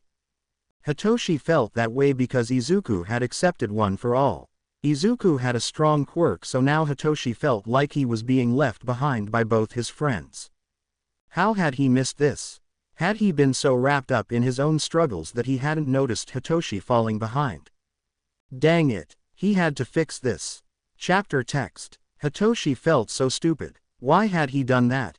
He held his face in his hands as he hurried down the sidewalk away from the school, cheeks burning. Stupid, stupid, stupid. You don't just tell people that. He had no idea why he had said it, he hadn't even been thinking about it when he started talking. It just kind of came up and he'd said it without thinking, and he took a deep breath, rubbing his temples and blocking out the people around him, trying to slow his mind down and think straight. Why had it come up? Why had he said that? He really hadn't been thinking about it then. But that was because he'd been shoving it away every time he did. Burying it. He didn't want to think about the terrifying idea that kept coming up ever since he'd realized how far behind he was falling. He didn't want to think about losing them. He supposed that he'd let his guard down at that moment. His mind had been elsewhere, and he'd just been trying to find an explanation for why he was unsure about Eraserhead's offer. So when the words first came into his mouth, he didn't immediately think to shove them back down, and by the time he did, it was too late. He hadn't been making anything up when explaining to Izuku. He really hadn't expected to get much help with figuring this all out, much less from someone like Eraserhead. He was still reeling. Eraserhead had offered to teach him. He taught tons of kids every year, but for whatever reason he looked at Hitoshi and decided he wanted to teach him specifically. And help him get into the hero course. And Hitoshi had said he'd think about it. No wonder Izuku had yelled at him. He turned the corner onto his street and grabbed his backpack straps. His whole body stiffened slightly out of habit. But Hitoshi still just didn't know. Did he really deserve all this? It was early in the morning. Not many students roamed UA's halls yet, so it wasn't hard for Shoto to navigate them toward his destination, not towards his classroom, but towards Hitoshi's. His friend was having a hard time. Shoto had to leave as soon as school ended the day before because of his father, but later he'd been filled in by Izuku on what had happened while he was gone. Including their friend's sudden confession. Izuku had been called to some important meeting with All Might that apparently couldn't wait, so Shoto was heading down to talk to Hitoshi before class started. He scanned all along the walls for the 1C classroom, and when he finally found it, he slid the door open to see it empty. Turning around, he saw familiar messy purple hair and tired violet eyes approaching from behind. He closed the door. Hitoshi. What are you doing here? I was looking for you. His voice came out flat, per usual. I wanted to talk to you before class started. Oh, Hitoshi's shoulders slumped a little and he looked away. Look, if this is about yesterday, do you want to go somewhere else? Shoto asked, eyeing the two girls talking and approaching the door they were blocking. Hitoshi glanced at them and nodded, turning to walk down the hall. Shoto followed. They walked in silence for a while, and Shoto noted how strange it was to be without Izuku. Before Ua they were almost always together. All three of them. Izuku was the one who always filled the silences, they didn't. They listened. But now things were changing. He could understand where Hitoshi's fears were coming from, especially since he was the one who'd been alone all this time. They were very different people, and they'd likely take very different paths. Who could say what the future would hold? If they would be able to hold on to each other. One thing he did know, though, was that the idea of losing his friends was terrifying. Eventually, Hitoshi led him outside to a bench and they sat down. The early sun felt nice on his right side but a little too hot on his left side. "Where's Izuku?" Hitoshi asked. Shoto's lips pressed together. "Had some business to take care of." Hitoshi just hummed, and then they went quiet. Shoto didn't know what to say. He didn't know how to comfort or make someone feel better. He barely knew how to handle his own emotions, much less someone else's. But he supposed he did know fear, so he could start there. "You know, I get why you're worried." He looked out at the empty lot of grass in front of them. "I was thinking about it, and we have no idea what's going to happen. We could take different roads, and go our separate ways. Become too busy with our own goals. Some of us could succeed, some could fail. Some could get left behind. Forgotten about." "You're not helping," Hitoshi muttered. "Sorry. My point is, that you're right. On this road, with how different we are, our chances of staying as close as we've always been aren't great. It's okay to be worried. I'm kind of glad you're worried because I'm worried too." Hitoshi looked up, and Shoto met his eyes. "I don't want to lose you guys either.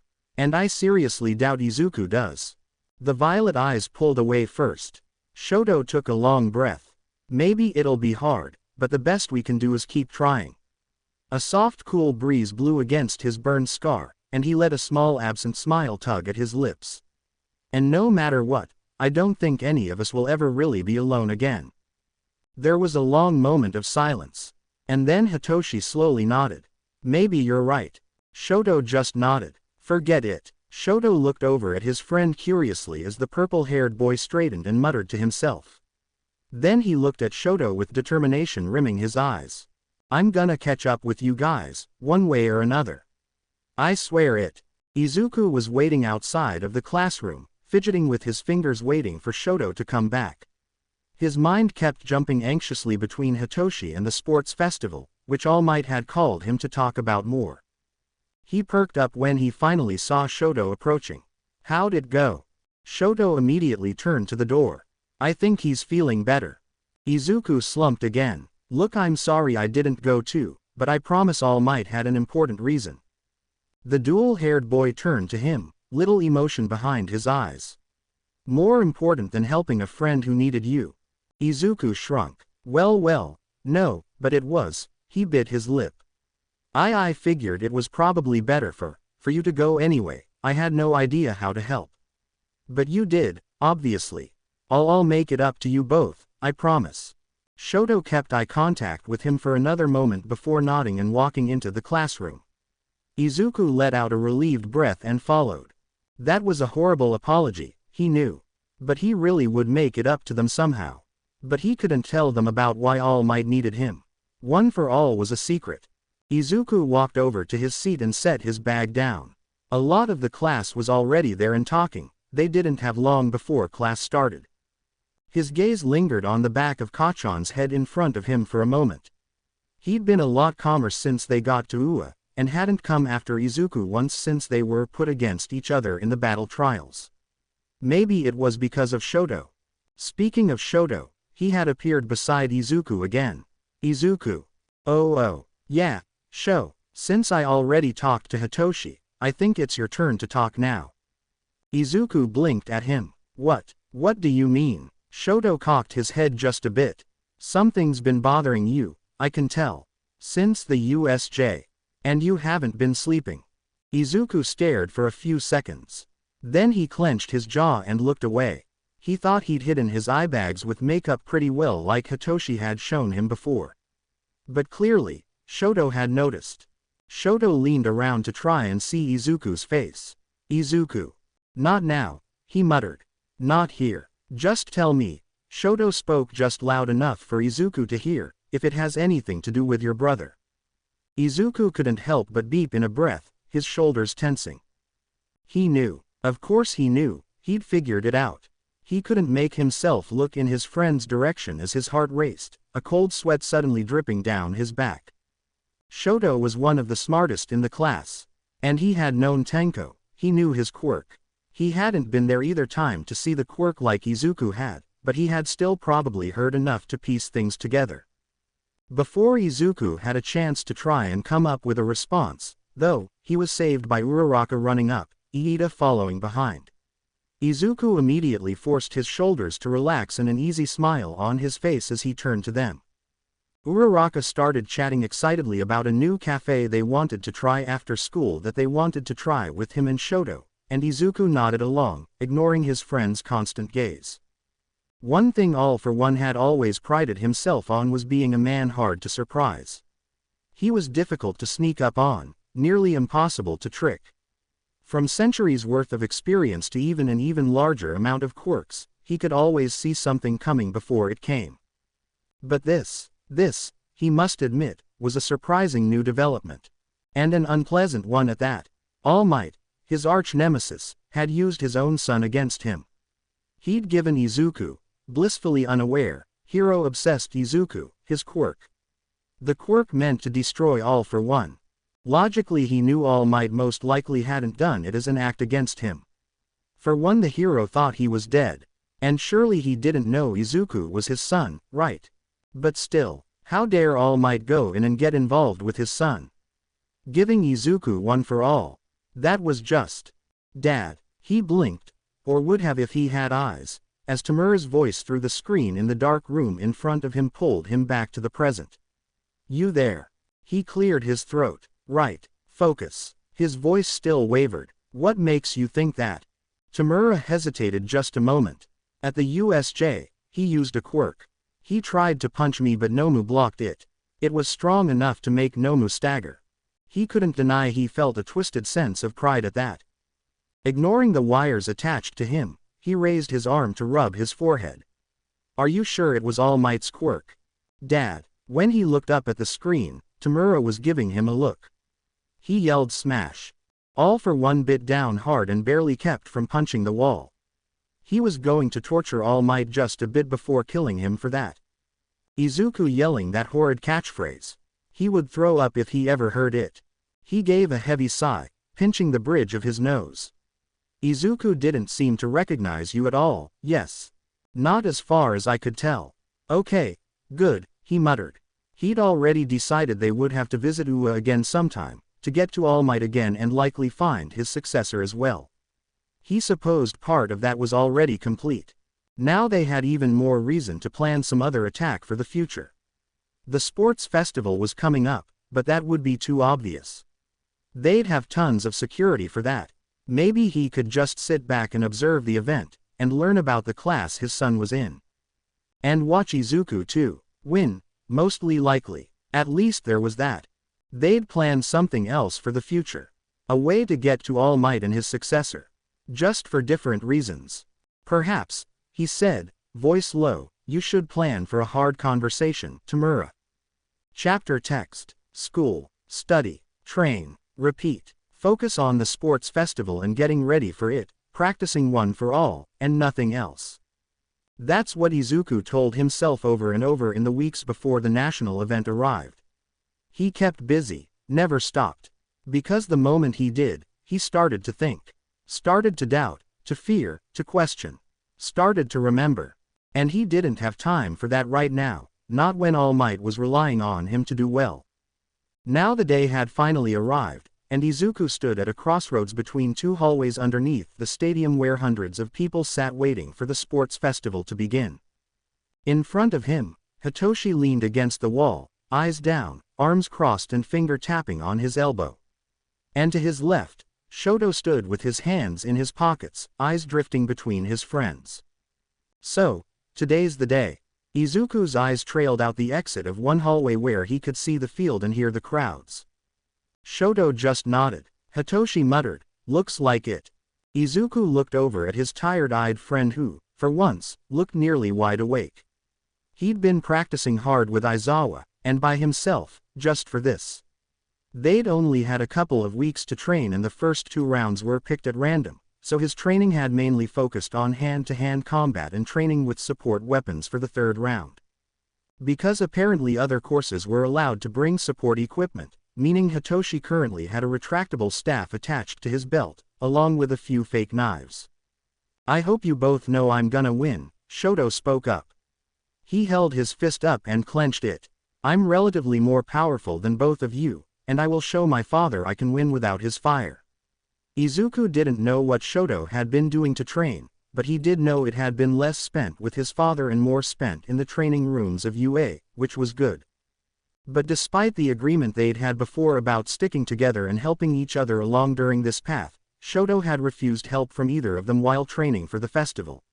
Maybe it was because he thought he didn't need any help, but he'd refused to train with them or practice sparring, or to take any of Izuku's tips for his quirk. He was determined to do it on his own. And with only half of his quirk. Maybe not. Izuku shifted. Who knows, when you're at risk of frostbite the whole time. Izuku had told him time and time again, subtly pointing out his weaknesses for years.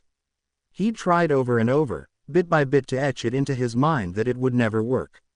He was trying to be gentle about it because he didn't want to hurt his friend and he understood on some level why he didn't want to use it. But he also needed Shoto to understand that only using half his potential would never get him anywhere. Refusing to use half of a 2-sided quirk would only hurt him in the long run. Doing everything in life because of his father, whether for or against, would only end him up in the same corner the man himself was stuck in. Shoto scowled. Hitoshi straightened. "Well, I should probably head back to my class before they get ready to start." He looked between them both, then his gaze settled on Izuku with a look. "No helping, remember." The 3 of them had agreed that, once the festival started, they were pretty much no longer friends.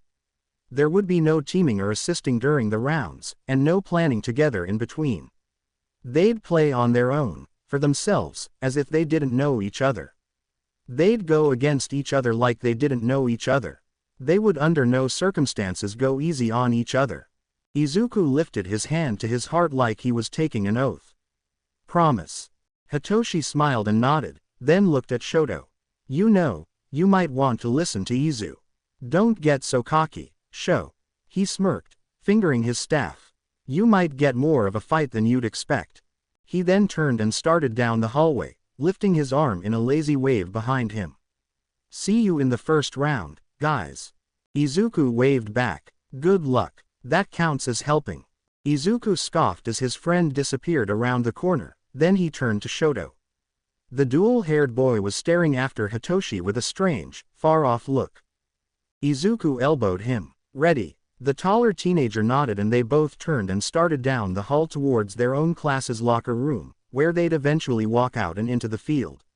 Under crowds and roars, and cameras and eyes.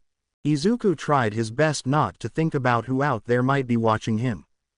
Tamura wasn't sure where Kurogiri was right now, but he was alone in the bar when he turned the TV on and flipped to one of the many stations playing the sports festival. Then he leaned against the counter with his hands behind his head and watched. He played UA's sports festival on the TV every year, mainly because it was one of the few actually entertaining parts of the hero industry. But he was usually just there to see some kids beat each other up and practice observing quirks because he had nothing better to do. This time he actually had a better reason. Just like every year, the first class to walk out and into the camera's view of the stadium was Class 1A. But unlike every other year, this time, Tamura Shigaraki was paying very close attention to the children on screen. Immediately, 3 heads catch his eye. The first, of course, being a green puff of curls that make his chest tighten. The second being a blonde spiky-haired brat up front that makes his fists clench. He hated that Izuku somehow ended up in the same class as Katsuki again. It was even a hero course class. Surely they saw how Katsuki treated Izuku even if he had a quirk now, but they hadn't expelled him despite their no bullying policy. Eraserhead was the even homeroom teacher. It was all so messed up. He saw one more head that made him beep in a breath and his eyes widened.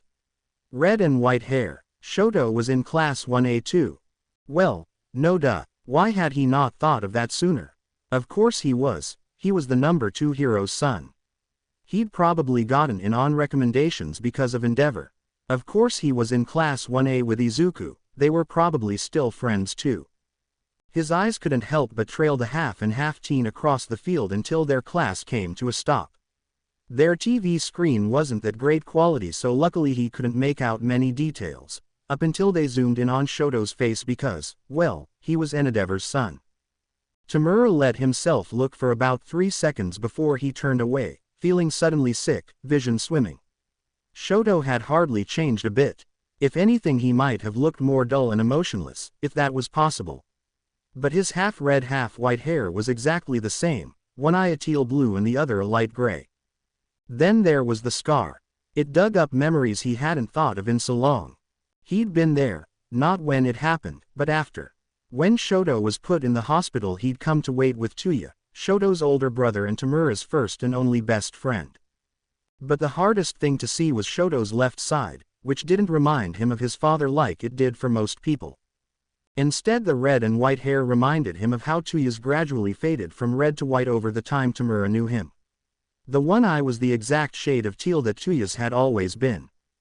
That side was the side flames erupted from. The same way they erupted from Endeavor. The same way they erupted from Tuya, too hot and too much for the forest. For his body. Heart beating fast, he pressed his hands against his nose and focused on taking deep breaths while internally resenting the sports festival and the sight of Shoto for dredging this up. He'd managed to keep these memories down for so long, and now this.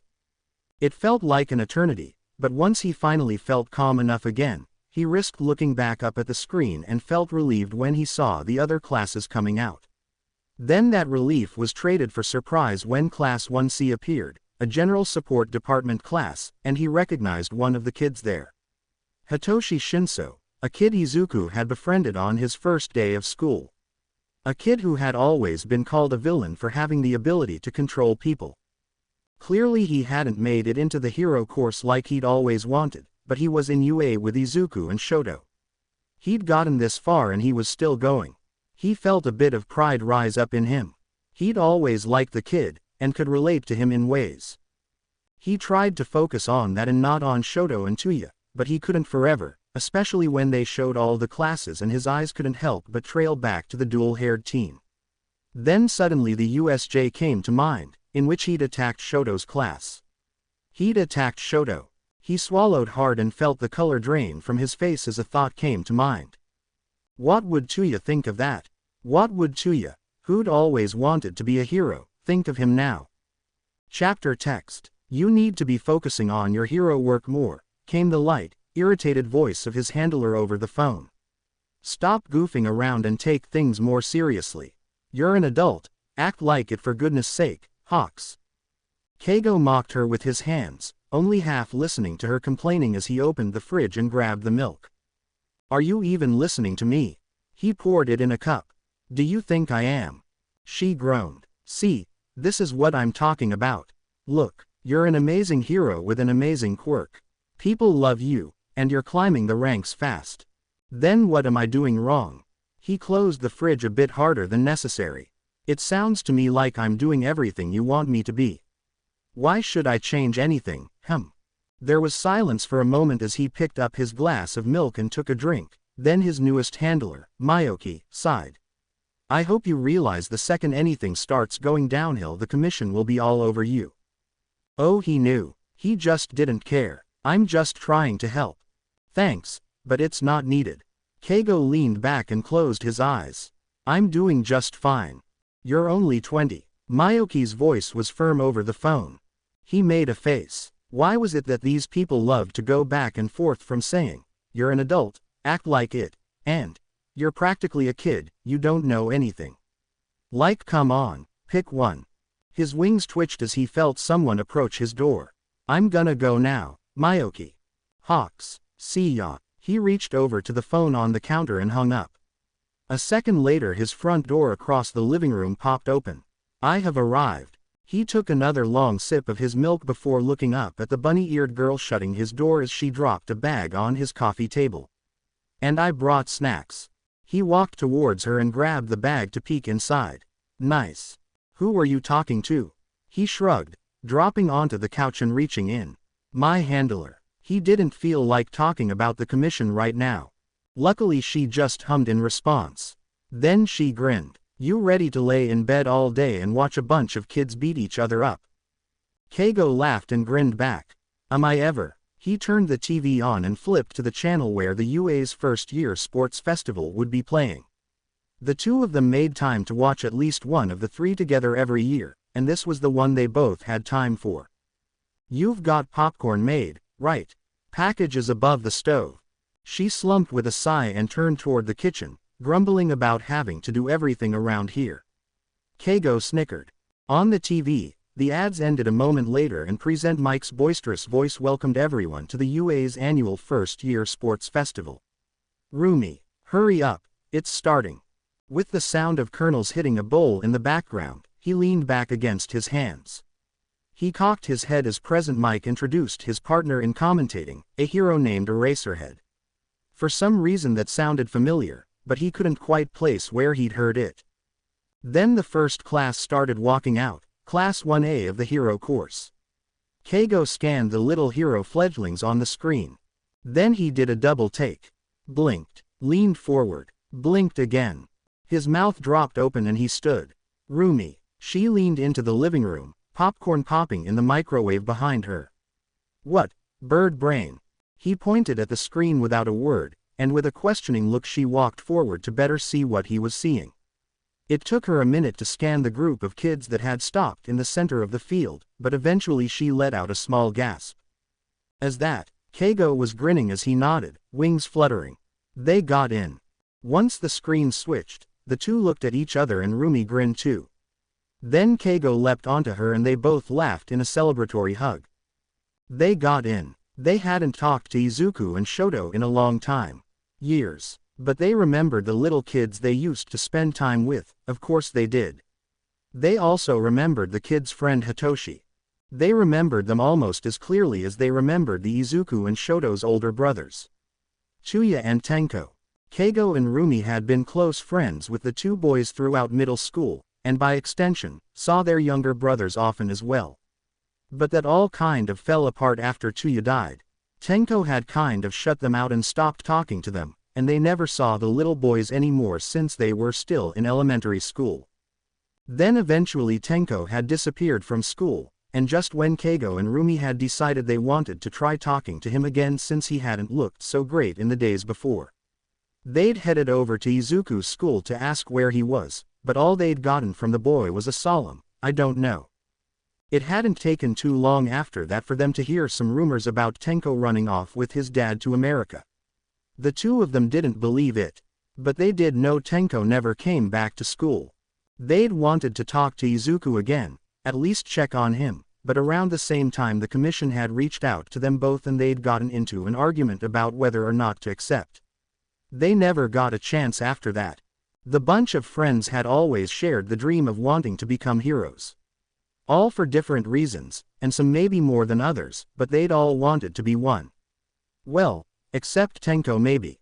He never really said. Keigo and Rumi had already accomplished that dream. Rumi had become the hero Mirko, and Keigo was now Hawks under the commission, despite Rumi's disagreement.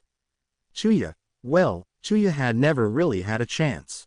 And Tenko, they had no idea where Tenko was now. But it looked like Shoto and Izuku were on their way to accomplishing that dream of theirs as well, just like they did. Shoto wasn't that big of a surprise with that powerful quirk of his, but Keigo had to admit he was impressed that Izuku got into the hero course at UA without a quirk. It had never been done before. He was sure they would both do great today at the festival. Though he was disappointed to not see Hitoshi. Oh, never mind, there he was, in 1C. His grin widened. Look at that, the entire mini squad. Rumi laughed, falling back on the couch. Yeah, her smile turned fond. They're all trying to become heroes too. I wonder if they know about us. He wondered if they remembered. He wondered if they still cared. She didn't respond. You should probably go get the popcorn. All right. She jumped up and hurried to the kitchen. He smiled and sat down, continuing to watch until everyone gathered up in front of the stage where Midnight stood, preparing to announce the first round. He should definitely try to reach out to those kids again, catch up a bit. Make up for when he didn't before. Yeah, that would be nice. The instant Tamura saw Green come out of the dark exit of the tunnel and back into the field, he was up and out of his seat. He won. The screen zoomed in on Izuku, breathing heavily as he came to a stop and looked around at the roaring crowd. The commentator, Present Mike, announced his name as the winner. He won. Tamura turned to Kurogiri with a grin. Did you see that? Izuku won. He beat them all. He paused. He could have swore Kurogiri looked like he was smiling. Or smirking. His own smile gone, Tamura turned back around and fell back into his chair with a huff, focusing on the screen just as Shoto and Katsuki came to a stop out in the field as well and other students started coming in behind them.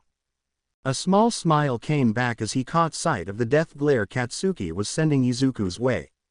Izuku had just beat Shoto, and more importantly Katsuki, and he hadn't even used his quirk yet. That thought hit him suddenly. Izuku had won first place in the first round, at least, without ever once using a quirk. Huh, All for One grinned, leaning back in his chair as he used his screen-reading quirk to watch the screen in front of him. Izuku, his son, had won first place in the first round, and fourth in the second round of the sports festival, allowing him to move on to the third and final round. The battle tournament. Izuku was an incredibly clever boy. He had been since he was little. He could take in and analyze a situation in an instant, then find the perfect strategy and plan to get through it. And that's exactly what he'd been doing. From the clever move he'd used against Todoroki and Bakugo in the first round to get ahead, and the way he'd worked with his teammates in the second to avoid and evade while having a target on their back, keeping their points from the other teams for most of the round, it was obvious his mind had been at work this whole time. He even had yet to use that powerful quirk of his, though he was curious as to why. Nonetheless, though, it did prove what All for One had thought since Izuku had been diagnosed quirkless. Izuku could do anything he put his mind to, quirk or no. Chapter text. Shoto leaned back against the wall of a dark walkway just off the field, arms crossed, looking straight ahead at his curious friend across from him. So, what did you want to talk about? Izuku shifted on his feet slightly. Shoto looked down the hall out at the trimmed grass, at the stadium where their classmates were off eating lunch, enjoying their break before the last round began. The battle tournament. What had really going on between you and All Might? Izuku blinked wide eyes at him, then looked away quickly. What do you mean? Izuku, you haven't exactly been subtle about anything. He straightened off the wall and Izuku shrunk back, still not making eye contact and shifting more. You and him keep meeting secretly all the time, he's clearly showing favoritism to you. And Asui was right, your quirk is similar to his. Izuku gulped and opened his mouth, but no words came out. Shoto, face still as neutral as ever, cocked his head. Izuku, are you All Might's secret lovechild? Izuku's head snapped up, shocked. Was Hisashi not your real dad? Or, were you adopted like Tenko was? Izuku stared at him for a few moments, speechless, trying to form words but failing, and then finally he exclaimed, no. No, Shoto, what on earth? You know my mom, you knew my dad. How what? Oh, Shoto's shoulders slumped. He'd thought he'd been onto something. Well, something is going on between you two. Does it have anything to do with your quirk? Izuku bit his lip. I don't know. I guess he might have taken a liking to me because our quirks are similar, maybe. Shoto nodded, humming. He felt like Izuku was hiding something, but he didn't know what and he didn't know how to get his friend to tell him. He had thought they were close enough that they could tell each other anything. But, then again, he hadn't been entirely honest with Izuku either. This brought him to the other reason why he'd taken his friend over here to talk. Izuku wasn't going to give up on trying to get Shoto to use his fire, at least not without a good reason. He'd made that clear. Shoto somewhat understood why he was being so stubborn about it. He knew that not using it wasn't exactly good for him, health or strength-wise. He'd developed frostbite on multiple occasions due to overworking his ice and not balancing it out with his fire. And he knew he'd be stronger if he used both sides. That was why Endeavor had him after all, wasn't it? But he wouldn't do it. He would never use his father's fire. He'd vowed not to as a child, and he would keep that promise. That side of him had sent his mother to a mental facility. A stronger version of that quirk had killed Tuya.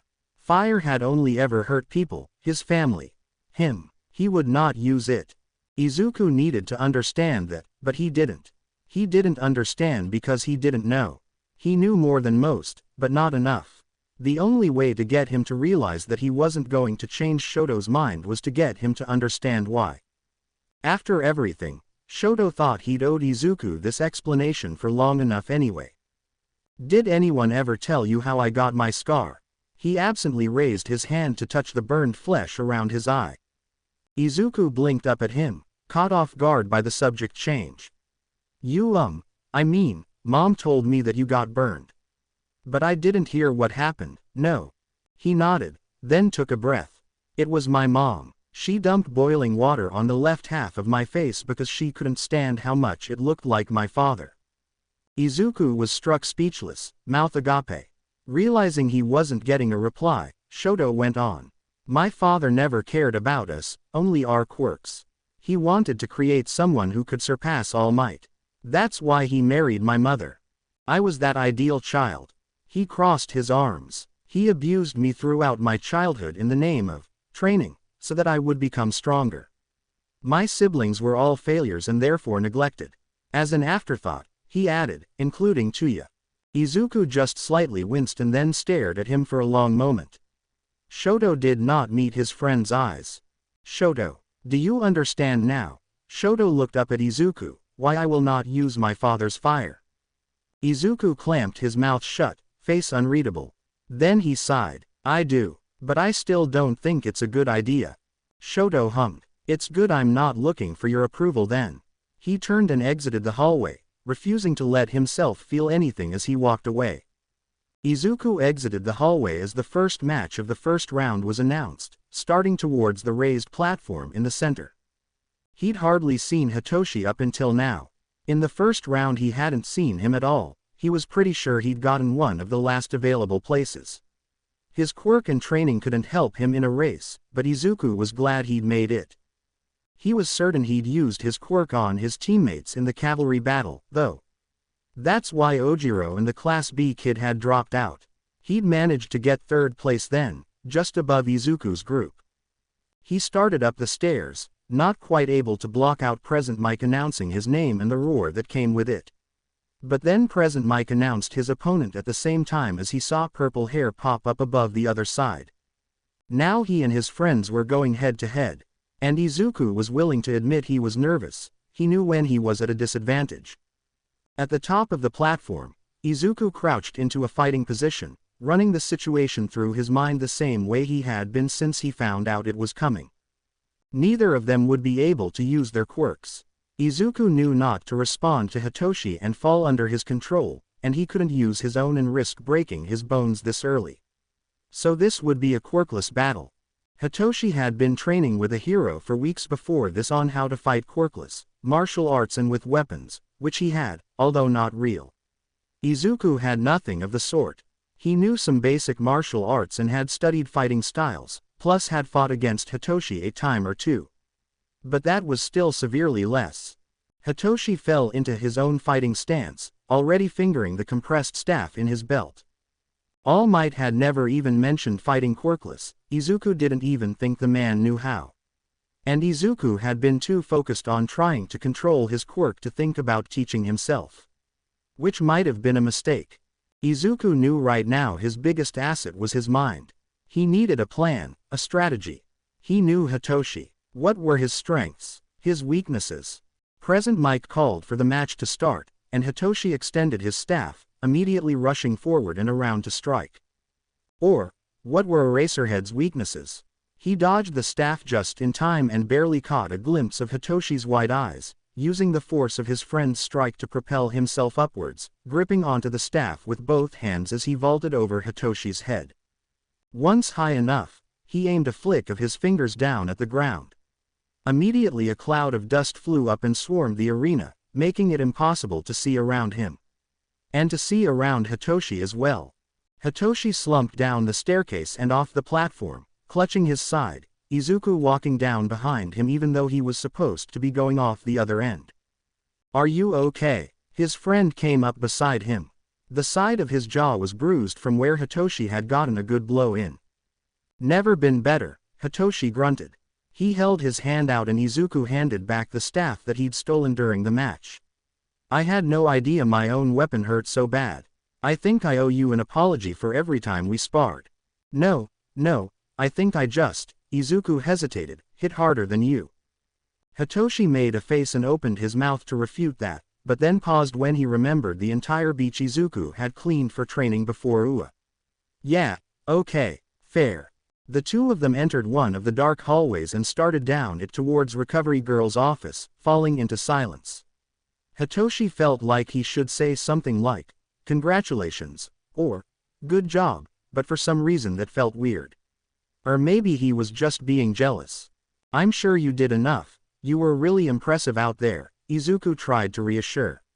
"Aside from you only one other person in another course made it this far and I'm pretty sure she's a literal tech genius and isn't actually trying to win. You did really awesome, you showed off your quirk in the last round and that you could fight in this one. Seriously, they would be an idiot to not notice you, and..." Okay, I get it," Hitoshi laughed, then winced slightly, grabbing his side again. Izuku looked at him and smiled. "Besides, there's still that open seat since Mr. Aizawa expelled Mineta, and you have our teacher on your side already. Probably Mr. Yamada too, since they seem close. You've got a good chance." Hitoshi smiled back. "If you say so." He was still majorly nervous. He felt like he hadn't gotten a chance to do hardly anything. But Izuku seemed confident, and he trusted Izuku. He was glad Izuku got to move on anyways. All he could do was pray he had done enough, and wait. After another minute of walking, footsteps echoing, Izuku sighed. "Shoto will definitely beat Zero." "Yup, which means," Izuku glanced over at him, "I'll be fighting him in the second round." Hitoshi glanced back. "Yup." Another long silence. "I'm not gonna win," Izuku breathed. Hitoshi pursed his lips just a bit. "You're gonna throw it." "No." Izuku shook his head. "I'm gonna try, of course. But I'm gonna need my quirk. I don't know how big of an ice attack he'll send each time so I won't be able to control my output, meaning one broken finger per counter." He looked down at his hand. "It'll be an endurance match. My best bet would be waiting for him to wear out. Using his weakness against him, wait for him to get too cold." "But..." Izuku stopped, then Hitoshi stopped a few steps ahead and looked back at him. He was looking at the hand with the broken finger, wrangled and purple. After a moment, understanding hit and Hitoshi turned to face his friend fully. "But you're not going to do that, are you?" Izuku took a deep breath and shook his head. "No, I'm not." Hitoshi nodded. He knew that Shoto had been refusing to use his fire, and he knew Izuku was convinced it wasn't right. He knew how determined they both were, their convictions. Hitoshi himself had never been sure which side he was on, he could understand both ends. So he'd always kind of just stayed out of it. But he did know Shoto not using his fire was hurting him. He wouldn't stop Izuku. Izuku started forward again and Hitoshi followed. "Let's hope it works. I'm doing my best to try and become a hero, just like everyone else here is." Shoto was far enough into his mind he didn't see Izuku charging at him until his fist was in his stomach and he was stumbling back again. "I'm giving it my all, just like you should be." Shoto finally met his friend's forest-like eyes. Izuku looked frustrated, he was yelling at him. Had Izuku ever yelled at him before? "I don't know what you've been through, Sho, I may never really know. I can't understand it. Our lives have been so different. But right now, stop messing around." He was cold and numb, but he wasn't sure it was entirely from the frost covering his skin. He was in the arena, at the sports festival, he knew, but he didn't feel like he was anymore. He could still hear Izuku's voice, but it was mixing in with another. One he hadn't heard in a long, long time. His mom. Shoto, if you want to reject your father then fine, I won't stop you. But you don't have the right to be the #1 hero if you aren't going to use your full power. He's fine, he can take it. Get out of my way, woman. Shoto looked up, tears blurring his vision and the taste of fresh vomit still in his mouth, just in time to see his father slap his mother across the face. She fell backward. Mama, his hands shook. Shut up. His voice came out too quiet, he knew the command, plea, wasn't heard. He cried into his mom's chest, terrified to turn out like his father. But Shoto, you do still want to be a hero, don't you? She brushed his hair with a soft smile. Just remember to stay true to yourself. You can be the kind of hero you want to be. Izuku punched him in the stomach again with his quirk, and Shoto went flying back. That's why I'll win this. Shoto is watching his siblings play ball out in the yard from the balcony when his father grabs his arm and begins to drag him. Ignore them, Shoto. They live in a different world than the one I'm training you for. He barely notices when he hits the ground hard. Because he remembers. She hurt my masterpiece, so I put her in a hospital to keep you safe. Tears ran down one half of Shoto's face, bandages soaking up the rest. You're the one who made her hurt me. I will reject him. Shoto started to climb to his feet. I won't use his flames. Izuku yelled louder, it's yours. Your quirk, not his. Shoto froze, eyes going wide. Suddenly he remembered an All Might interview his mom had watched with him, where the hero had said that kids sometimes get similar quirks as their parents, but only they can decide what to do with them. Only they can decide to become a hero.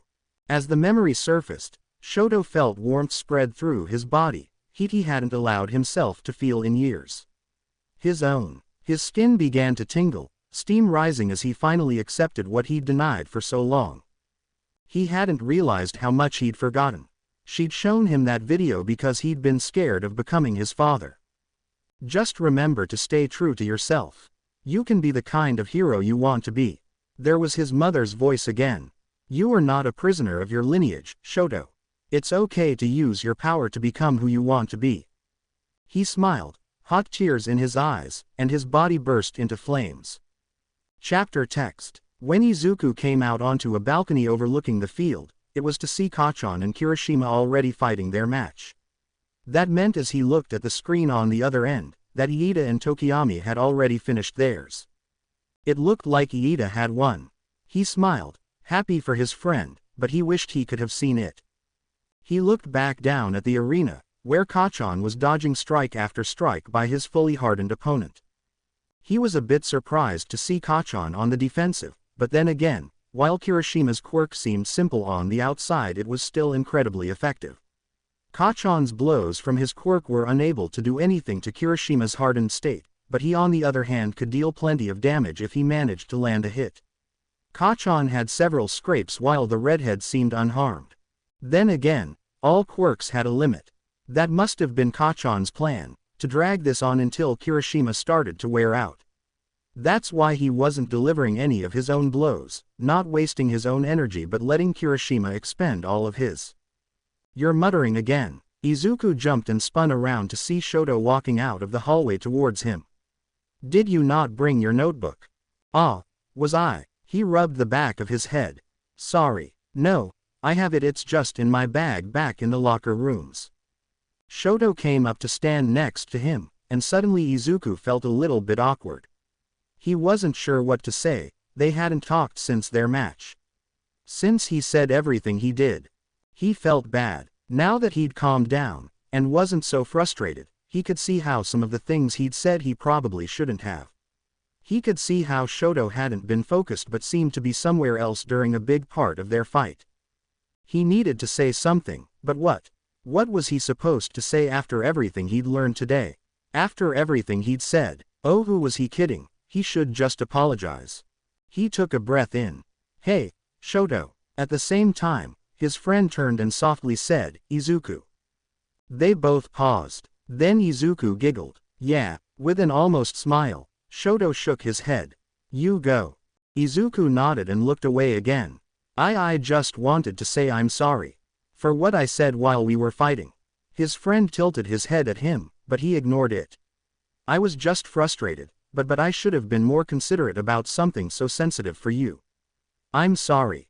There was a pause, and then Shoto shook his head. You shouldn't be sorry. I was going to say thank you. Izuku looked up at him, eyes wide and confused. Shoto didn't look away. You reminded me of things I had forgotten. Good things. Memories of my mother. Izuku stared at him. He had never met Rei Todoroki, but he'd only ever heard good things about the woman from her children when they were all young and still willing to talk about her. Despite, apparently, what she'd done to Shoto. You helped me remember that my life is mine to choose what I do with. Shoto's eyes trailed away, down to his left hand that he held up. After the match, my father met me in the hallway. He said he was proud of me for coming to my senses and giving up this childish rebellion. Izuku could picture it, the large flaming man standing over his friend. He clenched his jaw. I was happy to be able to tell him I haven't given up on anything. A small flame appeared, dancing in Shoto's palm. But that out there, in that moment, I forgot Endeavor existed. Explosions rang out then, reminding them that a fight was going on. They both turned to see Kacchan suddenly throwing explosion after explosion at Kirishima, not giving him a second in between to recover. Then he built up one last large one and shot it at the redhead. The smoke settled a moment later just as Kirishima fell to the ground, unconscious. Midnight called Kacchan's victory. Shoto turned back to Izuku. I am still going to reject him as my father. As any figure in my life. He clenched his fist and the flame went out. Izuku blinked. But that doesn't mean I have to reject myself. Izuku looked up at Shoto and grinned, eyes wet. He'd done it, he'd helped him. Pride filled his chest. Shoto gave him a small smile back as he stood, preparing to leave for his coming match. I see now. Thank you, Izuku. Izuku had been entirely lost in his mind and the match between Kacchan and Shoto, muttering to himself and scribbling in his notebook, enough so that he startled when Hitoshi suddenly stood up next to him. Toshi, he asked, looking up at the boy. The two of them were alone in an empty sector of the stands, watching their friend's final match. Hitoshi avoided his eyes as he stuffed his phone in his pocket. I've gotta go. Go where? Back home. Izuku blinked. What? But, Shoto's match. It's not over. He climbed to his feet beside Hitoshi. You aren't gonna stay to see the end. Hitoshi scowled. I can't. The adults have been demanding I come back since I lost, and I don't even have a good reason to stay now that you're out of surgery or whatever. Izuku frowned. Oh. Hitoshi turned to face him and his face softened. You'll just have to tell me how great it was seeing Shoto beat Bakugo later, okay? Izuku stared at him because even if he had his usual smirk on, Izuku had known him long enough to notice something was off. He saw how tense his shoulders were, the lack of playful light in his eyes, and how tightly his jaw was clenched. He saw, and he worried. He stepped forward and reached for his friend. Hitoshi. Hitoshi turned away, throwing a wave over his shoulder. Sorry, Izu. Tell Shoto I'll see him Monday. Izuku opened his mouth, but hesitated. He just sighed and watched him walk away. Hitoshi was a kid stuck in the foster system with a quirk people were scared of. He never really talked about his foster homes or how they treated him, but Izuku knew it was never great. Though this one was better than some had been. He still worried about him though. Why were their lives like this? Why was it all so unfair? Tamura did watch the rest of the festival even after Izuku got disqualified because he decided he'd stick around to see Shoto win. Which he would. Especially now that he was using both his fire and ice again, which Izuku had miraculously convinced him to do. Izuku must have just been a miracle worker when it came to people and their trauma or something. But anyway, Tamura had full faith that Shoto would beat Katsuki. The dual-haired kid was simply stronger. So he might have thrown the remote across the room when Shoto put his fire out and allowed Katsuki to knock him out. What was Shoto doing? Why was he letting Katsuki of all people beat him? Kurogiri needed to stop glaring at him like that, at least he didn't disintegrate the thing. Okay, maybe he disintegrated the door handle when he slammed the door on his way out after that brat was announced the winner as he literally yelled in Shoto's unconscious face. But you know what? He'd been right all along. This event was stupid, rigged, and as biased and unjust as the rest of hero society. They let bullies win, just boosting their ego, all for what? Clout, money. He hated it. It made him so angry. Chapter text. Hitoshi fell down on his bed and typed out a message on his phone. Then he hesitated. Was this a stupid question? Was the answer obvious? The man probably wouldn't get mad at him for asking, but still. He might embarrass himself. This was Eraserhead after all. He'd only ever asked questions about training, which, that's pretty much what this was. He felt like he was missing something. He slapped himself on the forehead. Stupid overthinking. Just send the darn message. He closed his eyes and hit send, then turned the phone off and laid it face down on the bed, sighing. Dumb brain. Eventually he heard a ding and reluctantly flipped his phone around to read the text. Hitoshi. Are we still going to meet for training tomorrow? Aizawa. Is there a reason we wouldn't? He let out a breath of relief and smiled, shoulders falling, a weight lifting off his chest. He'd been worried that now that the sports festival was over, Aizawa wouldn't be willing to help him anymore if he wasn't in his class. He had only agreed to help him train for the sports festival after all. He was glad he'd been wrong. Shinso. What about the recommendation? Have you heard anything? Aizawa. We'll talk when we meet up tomorrow. Every day the children look more and more like him. And Shoto. Sometimes I can't stand to look at his left side. I want to run away from this place. Shoto strolled down the sidewalk, hands in his pockets, pointedly keeping his eyes away from the young boy cheerfully chatting to his mother as they walked down the opposite side of the street. Even after he'd grown old enough, he'd never come to visit his mother. He'd always been too scared, especially after Tuya died. Losing them both in the same year had hurt him worse than he liked to admit. He thought seeing her would only cause him pain. A part of him was worried he might be angry, like his father. But honestly, he wasn't certain if he was more scared of how he would react, or how she would. He stopped in front of the hospital and looked up at the large, window-covered building, wondering through which one she might be looking out of. To this day he was the only one, aside from her, who really knew why she had snapped at the sight of him. He'd overheard her conversation, and never had he told anyone what she'd said. Sometimes I can't stand to look at his left side. Because it hurt. It hurt knowing he reminded her of the person who drove her mad. The person who'd abused him. It was one of the base reasons that made up his resolve to never use his fire in the first place. He hated that side of him. I'm here to visit Rei Todoroki. He would be lying if he said he wasn't nervous or scared now. He was roughly terrified. He'd just long since mastered the art of a neutral expression. He was scared nothing had changed. He was scared he'd still remind her of the past, of that man. He was scared she'd still be scared of him. He reached for the door handle, and then pulled back, pulling a breath in. But at the end of the day, she was his mother. At the end of the day, she had loved him, and they were connected. Through blood. Through their history with his father. If he was ever going to use this body, and these powers, to become a hero. It's okay to use your powers to become the kind of hero you want to be. If he was ever going to become the kind of hero he wanted to be. He slid the door open to see her back to him as she stared out the window, long white hair hanging down her back. He needed to see her. There was so much he'd missed out on. He closed the door behind him. Hello, Mom. My students are going to be doing internships this coming week now that they've had a chance to be scouted at the sports festival. Shota leaned against a tree, watching boredly as Shinso did sit-ups in front of him. Usually that is when teachers take the time to process and move any students that transfer due to the festival.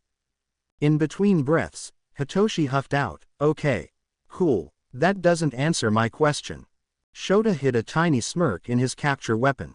Usually if there's an opening and a kid from another course didn't win, all the hero course teachers, including Nezu, take a vote on who they think should take the opening spot. If a student gets chosen, they're allowed to choose if they want to take that offer up or not.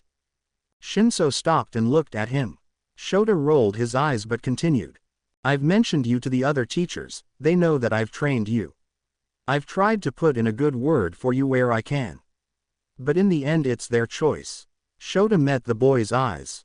But kid, I don't think you have much to worry about. After all, the only other non-hero course kid to make it as far as you did was that Hatsume girl, and she was just trying to show off her gadgets. The purple-haired kid stood up, looking visibly relieved. You think so? Shota nodded. Don't get your hopes up, though. Anything could happen, he tried. But he was pretty sure it was already too late for that. He knew how much this meant to the kid. How important it was to him that he make it into the hero course, that he proved that he could. It had been just important Shota years ago. He hid a softer smile.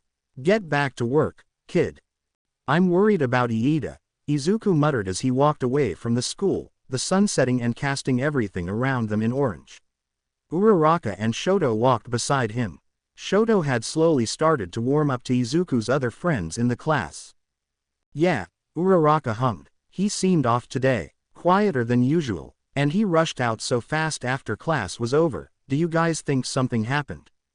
Izuku looked over at her. Did you not hear? She scrunched her eyebrows and shook her head. Izuku fidgeted with his backpack strap. His older brother, Tensai, was attacked during the sports festival by the hero killer. It was all over the news. She gasped, covering her mouth. Oh no, that's horrible. She looked down. Poor Iida. You know, that explains why I saw him start to write Ingenium on his board today before he changed it to Tenya. Izuku looked over at Shoto and traded looks with his friend. A sense of dread that he couldn't place twisted in his gut. He didn't know why. Shoto watched as immediately after Mr. Aizawa finished talking, Iida turned and began to march away from the rest of the class, bags and hero costume in hand, off towards his own internship. Shoto didn't go after him. Hey, Iida, but of course, Izuku and Uraraka did. Shoto was just near enough to hear them as Iida stopped. Look, Iida, if you ever wanna talk we're here, okay? Izuku tried. We're friends, aren't we? Uraraka nodded her agreement. It was a moment before Iida turned back to face them, a smile in place. But it was hard and stony. Yes, was all he said. As he turned and walked away, Shoto watched. He'd heard about Ingenium, of course. Everyone in class had. He wasn't very close to Iida, not like Izuku had become. But on some level he felt he could understand Iida's emotions. After all, he had lost a brother. Even though their situations weren't quite the same, especially being that Ingenium wasn't dead, he knew to some extent how Iida was feeling. He was devastated, yes, but he was also angry. It was likely the same anger Shoto felt towards his father for what had happened to Tuya.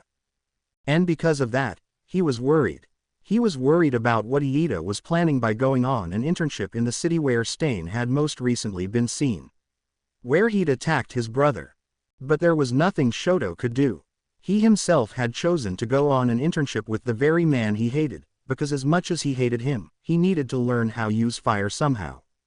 He sighed and started to turn, but before he did he caught sight of Izuku. His friend smiled and waved at him. He waved back. See you in a week. Izuku called. It would not, in fact, be a week. Tamura sat on the bar stool with his legs crossed lazily. Behind the bar stood Kurogiri as usual, though more tense than normal. Across the room, leaning against the wall and licking blades with a long slick tongue, was the hero killer, Stain. So, the masked man spoke, you're the little group who attacked Ua. And you want me to join because you need more members to build it back up after your failure over there. Tamura shrugged. Yeah, we need people with more experience. The man hummed, looking him over. And what are your goals? Tamura leaned forward. Well, I want to destroy heroes, specifically All Might. They're poison to the world. Stain watched him for a second, a hint of curiosity in his eyes. Why? Tamura laughed. Why? What do you mean, why? Your whole thing is killing heroes, isn't it? Stain holstered his knife, frowning. I kill only the fake heroes, those who use the title of hero for money and fame instead of its proper use. I spare those I deem true. He crossed his arms. You seem to be against the idea of heroes in general, instead of specific ones. Why is that? What do you believe is wrong with heroes? Tamura's eyes darkened and he scoffed, crossing his arms again. When he'd paused for a bit too long, Kurogiri spoke up. Your goals and motivations are admirable. It is true that many heroes take advantage of their title, money, and popularity, and don't truly fulfill their role in this society. Before Stain could respond, Tamura growled. None of them do. He started to scratch his neck. They can't. Even the ones who try. This society is too messed up. The rankings smush all the real heroes out so they can't do anything, raising the fake ones to the top because they're the strongest and have the best quirks. He raises the other hand and scratched harder. Meanwhile, everyone with weak or villainous quirks, or no quirk at all, gets stuck at the bottom. They get ignored and hurt until they are forced to die or into villainy, causing more problems that heroes don't even try to do anything about. He paused, took a long breath through his nose, and lowered his hands. It's the endless cycle of this broken society, and it all starts with those useless heroes. They have to go if anything is ever going to change. And that's what I'm going to do. His declaration was met with silence. Kurogiri shifted, and Tamura looked to see Stain's eyes narrowed at him. Heroes are the very foundation of this society, just above quirks. Without them, everything would fall apart. We will build a new society. Tamura answered simply. One where quirk status and how powerful you are doesn't matter. One where criminals are handled by the police like they used to be and villains don't have a reason to exist because people don't shut them out.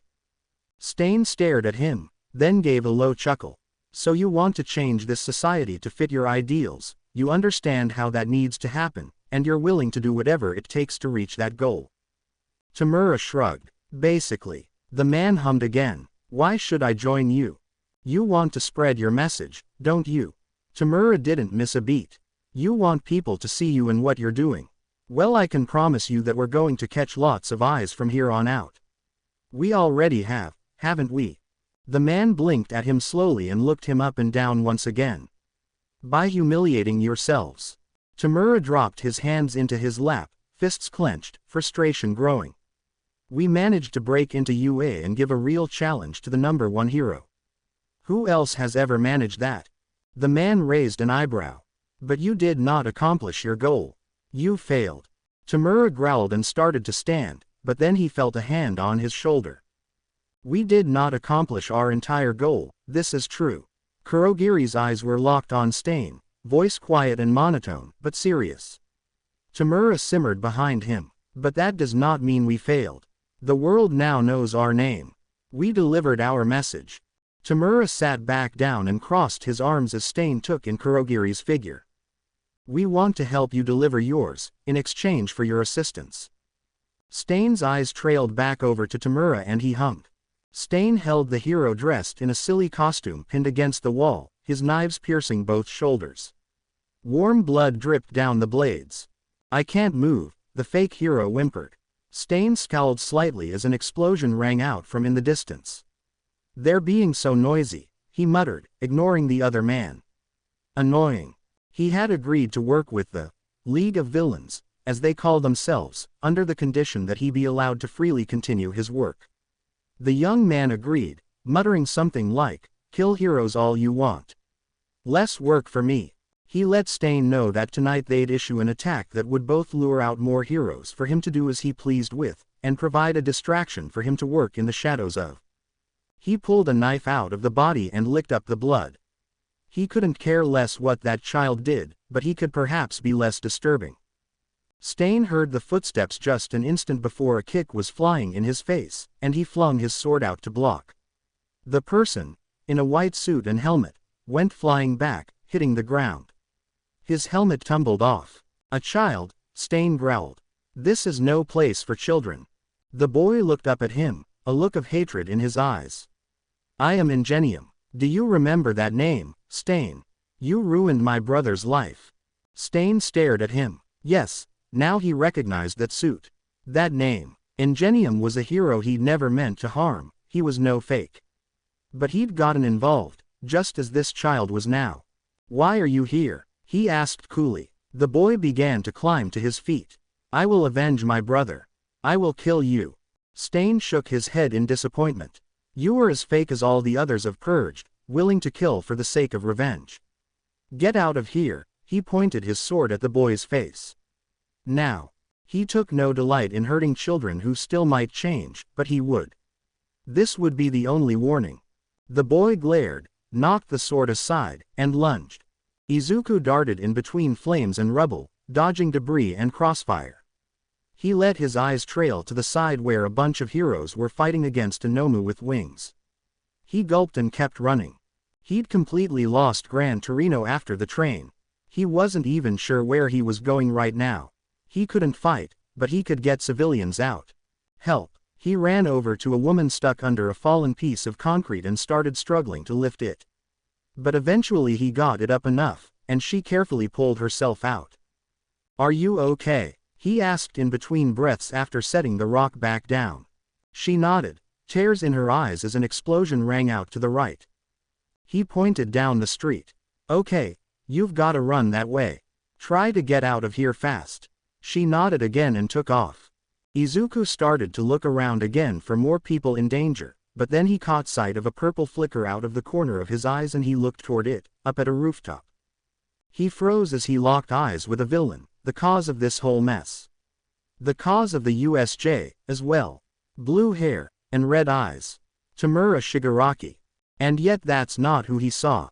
He almost wanted to hate those familiar red eyes, but the color was only devastating. Suddenly he felt sick, his legs going weak. He couldn't believe what he was seeing. He might have collapsed if he hadn't heard a shriek and forced his legs to lock up. It occurred to him then that this was his chance. That roof wasn't hard to get to. He could talk to him if he didn't teleport away. But he pulled his eyes away from the roof. He wasn't ready. He ran off towards the sound he'd heard, ignoring how wet his eyes had gotten. It was 10 o'clock at night. Hitoshi set the last plate aside on the mat to dry, turned the water off and reached for the towel to dry his hands, yawning. He froze when he heard footsteps upstairs. He'd done the dishes as quietly as possible, knowing it was late, but had he still been too loud? He listened as the ceiling creaked, but eventually the footsteps stopped. After a minute he let himself relax. Then he grabbed his phone, flipped off the lights, and snuck off to his tiny rundown bedroom in the back of the house. The second he quietly closed the door behind him, his phone buzzed in his hand and he looked at it.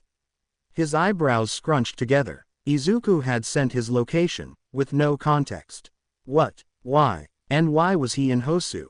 Then he got another text, and he realized the location had also been sent to the group chat they had with Shoto. He lowered down on the cheap bed and clicked on the location, zooming in. Izuku was in an alleyway. His stomach twisted with dread. He had a bad feeling about this. He sent a couple messages off to Izuku, asking what was wrong and if he was okay. He got no reply, so he texted Shoto as well, asking if he knew anything. This time he did get a response. "Sho. I don't know, but I'm in Hosu too. I'm going to check on him." Ah, well, on one hand that was a relief. On the other, somehow he doubted he had any heroes with him. He texted him a couple more times, asking him if he was bringing a hero and why he was in Hosu and to tell him what was happening. His frustration only grew though as he got no more replies. He fell back on his bed, worried and anxious. Once again his friends were off somewhere else, probably in danger of some sort, and he was stuck here unable to do anything but worry and with no idea what was even happening. All because he couldn't get in the hero course in the first place. Well, he'd be getting into it soon and then they'd all get into ridiculous amounts of trouble together. Just then he got another notification on his phone, but this time it wasn't a text. This time it was a hero news notice. It was a summons for all heroes available to get to Hosu as soon as possible. The city was under attack by multiple creatures similar to the Nomu seen at the USJ.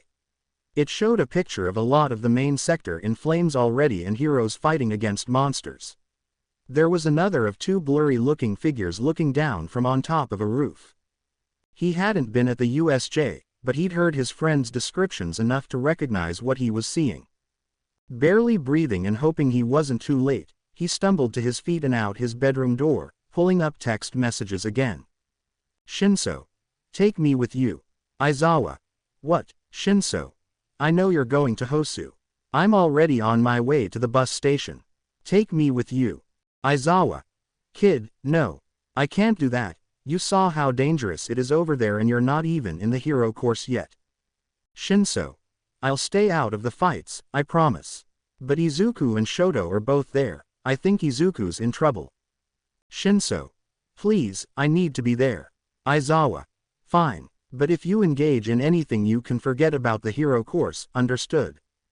Hitoshi didn't bother to respond. Instead, with a sense of relief and lingering anxiety, he pocketed his phone and boarded a bus heading towards a train station that would go to Hosu. Chapter text. It's dangerous for people to use their quirks against others, villain or not. Who knows what damage they could cause to their surroundings, pedestrians, or opponents. That's why heroes are so trained and regulated. The chief of police, with his neat suit and dog face that was hard to take seriously, put his arms behind his back and scanned kids seated on infirmary beds. Because you were not with your hero supervisors, and you used your quirks against your opponent without permission from your supervisors, the stunt you pulled with the hero killer was illegal. Shoto stood up. Are you saying we should have done nothing? Steam might have literally been coming out of at least one of his ears. He started to walk toward him. If Izuku had not stepped in, both Native and Iida would be dead. Do you really think? Izuku used his free, bandaged arm to reach up and grab Shoto by the hand, holding him back. His friend glanced back at him, then looked down and with clenched fists begrudgingly sat down next to him. That's the thing, the officer says, I don't. That got the room's attention again. The dog man shifted. Punishment isn't only necessary under an official case. There weren't enough witnesses for this to be considered official just yet, so, he paused, considering. I suppose it could be pretty easily buried. Keeping it hidden from the public would mean you wouldn't face any legal repercussions, but you also wouldn't be able to take any of the credit for your courageous actions. Izuku blinked at him. You would do that? The chief of police looked away but nodded. What you guys did was reckless and crazy, but I'm grateful to you. Heroes and police have been trying to catch that guy for a while now and no one has been able to. We've only lost people to him. It's hard to believe a couple of teenagers finally took him down. The Veil ran a hand over his dog-like faces visibly torn. Part of me wants to reprimand you, to make an example out of this. He said quietly, but the other part of me knows that without you, who knows how many more lives would be lost last night, and in the future.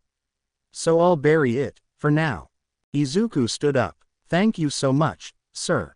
Yes, thank you. Iida dipped into a stiff and solemn bow. Also allow me to formally apologize. To all of you. He glanced up at Manuel. My actions last night were unforgivable and incredibly unhero-like. I am deeply sorry. Yeah, so am I. Izuku followed his lead, dipping into a smaller bow. Me too. Shoto did as well. What you all did last night was reckless and stupid, Manuel spoke. He looked at Iida. Learn from your mistakes and don't repeat them. But the chief is right too. You guys did good, don't be too hard on yourselves. Izuku caught Iida and Manuel trade small smiles. I understand that this situation is not ideal, the chief said. In a normal situation you'd likely be praised by civilians everywhere. But I'd rather not damage incredible young aspiring heroes' careers so early. So instead, please allow me to thank you all. The tall man dipped into a low, formal bow. I am forever grateful for your service. Tamura clawed viciously at his neck, pacing back and forth across the bar, his other fist clenched at his side. Kurogiri was behind the counter wiping a glass, an action so infuriatingly normal Tamura couldn't look at him right now. Tamura, you need to calm down, came all for one's voice through the TV screen. Tamura whirled around to face it. How do you expect me to be calm? He threw his hands in the air and continued to pace. Not only did we lose our only ally as soon as we convinced him to join us, but Izuku was there too. The universe must really hate us because we weren't anywhere near UA but he was still there. He put his head in his hands and stopped. I put him in danger again. And he recognized me. He groaned in frustration and started to scratch again, the itch beginning to feel almost suffocating. Tamura. He looked up at the screen, the familiar words just barely flickering. You need to calm down. Izuku is okay, he was not at all harmed in the attack. You are not to blame, okay. Wait, why'd he word it like that? Tamura slowly blinked at the screen, lowering his hands. Did something else hurt him? He noticed Kurogiri's eyes flicker, and his hands fumble slightly. There was only silence. Dad. Tamura's voice darkened. What happened? His father sighed. He and two of his friends were actually the ones to take down the hero killer last night. The heroes hid the fact that it was children and gave Endeavor and the other heroes the credit. Tamura's eye twitched. He was going to break into Tartarus to commit murder. He took a long breath into his nose, and out his mouth, willing his fists and shoulders to relax. You know what? Just forget it, as long as he's okay. He is, his father reassured. Tamura moved to the bar stool and sat down. What about members? As I said, the only ally we had is gone now. We had no other ideas. What do we do now? The voice through the screen hummed a low sound. You saw the news report about the attack, didn't you? Of course I did. It was pretty irritating, honestly. He and his Nomu were totally pushed to the second burner while Stain's defeat got all the spotlight, along with some little speech he'd given about his morals. The news of Stain's defeat is spreading like wildfire throughout the underground, his father continued. As are his goals and motivations. He's already inspiring people to come out and fight under his name, his followers. News of our collaboration with the hero killer is finding its way around as well. People associate us with him. He could hear the smile in his father's voice. Contact Jiren. I have no doubt there will be people looking to join the league now, and he can find them. Tamura sighed heavily. A bunch of mini Stains. Great. He supposed it's better than nothing, though. Kurogiri. Already on it, sir. Hopefully whoever came along was worth his time. Ow. Izuku whined, rubbing his head. Hitoshi scowled at him. That was for rushing into a fight with no plan, hero, or regard for your safety. And you, he turned to glare at Shoto. You did the exact same thing, and couldn't even bother to tell me what was happening. Do you have any idea how worried I was about the two of you? Izuku looked down at his lap. He did, given the boy's look of frustration as he peered over the two of them on the infirmary bed right now. Hitoshi sighed. That was so incredibly stupid of you both. Not only did you break a law and somehow get out of it, but you also could have died. Again, you got majorly lucky, twice. No, 3 times. That's not going to happen again. Do you get that? We get it, Shoto grunted. No. Izuku looked up as Hitoshi's voice darkened. I don't think you do. Shoto shifted. Hitoshi rubbed his temples, seeming to try and keep his voice down. Aizawa had taken Iida out of the room to talk, but they were likely just outside. You guys don't get it. It's been twice that this has happened, where I've just been sitting around in complete darkness about whatever's going on, only knowing that the two people most important to me are in danger and I can't do anything to help. He paused, then his voice came out weaker. You have no idea how terrifying that is. Izuku folded in on himself, guilt pressing on his chest like a stone. He'd been so focused on fighting the villain, on saving Iida and Native, he hadn't thought at all about the consequences. About how it might affect others. Hitoshi's shoulders slumped. You guys can't keep doing this. You can't keep doing this to me. And especially not to your families. They blinked at him, and he gave them a look. Have you not looked at your phones? Mine was frozen, Shoto shrugged. And Izuku pulled his out, having forgotten about it, only to wince at the shattered screen. Hitoshi sighed and pulled out his own phone, showing them the screen where messages were displayed. Izuku realized it was his mom's contact. She'd texted Hitoshi the night before, worried, after getting the text with his location and not being able to get any reply from Izuku after. Or from Shoto when she tried. Izuku's stomach twisted with guilt, and he could practically feel the color drain from his face. He hadn't meant to worry his mom, he hadn't even meant to send the location to all his contacts, much less her. He had never meant to make her worry. Then Hitoshi switched to Fuyumi's contact, Shoto's older sister. It looked like she had seen the news of the Hosu attack the night before and had realized that was where Shoto was supposed to be. She'd also been unable to get a response from her brother or Izuku, so had texted Hitoshi hoping to find something out. Izuku glanced over at Shoto, who had looked away from the screen.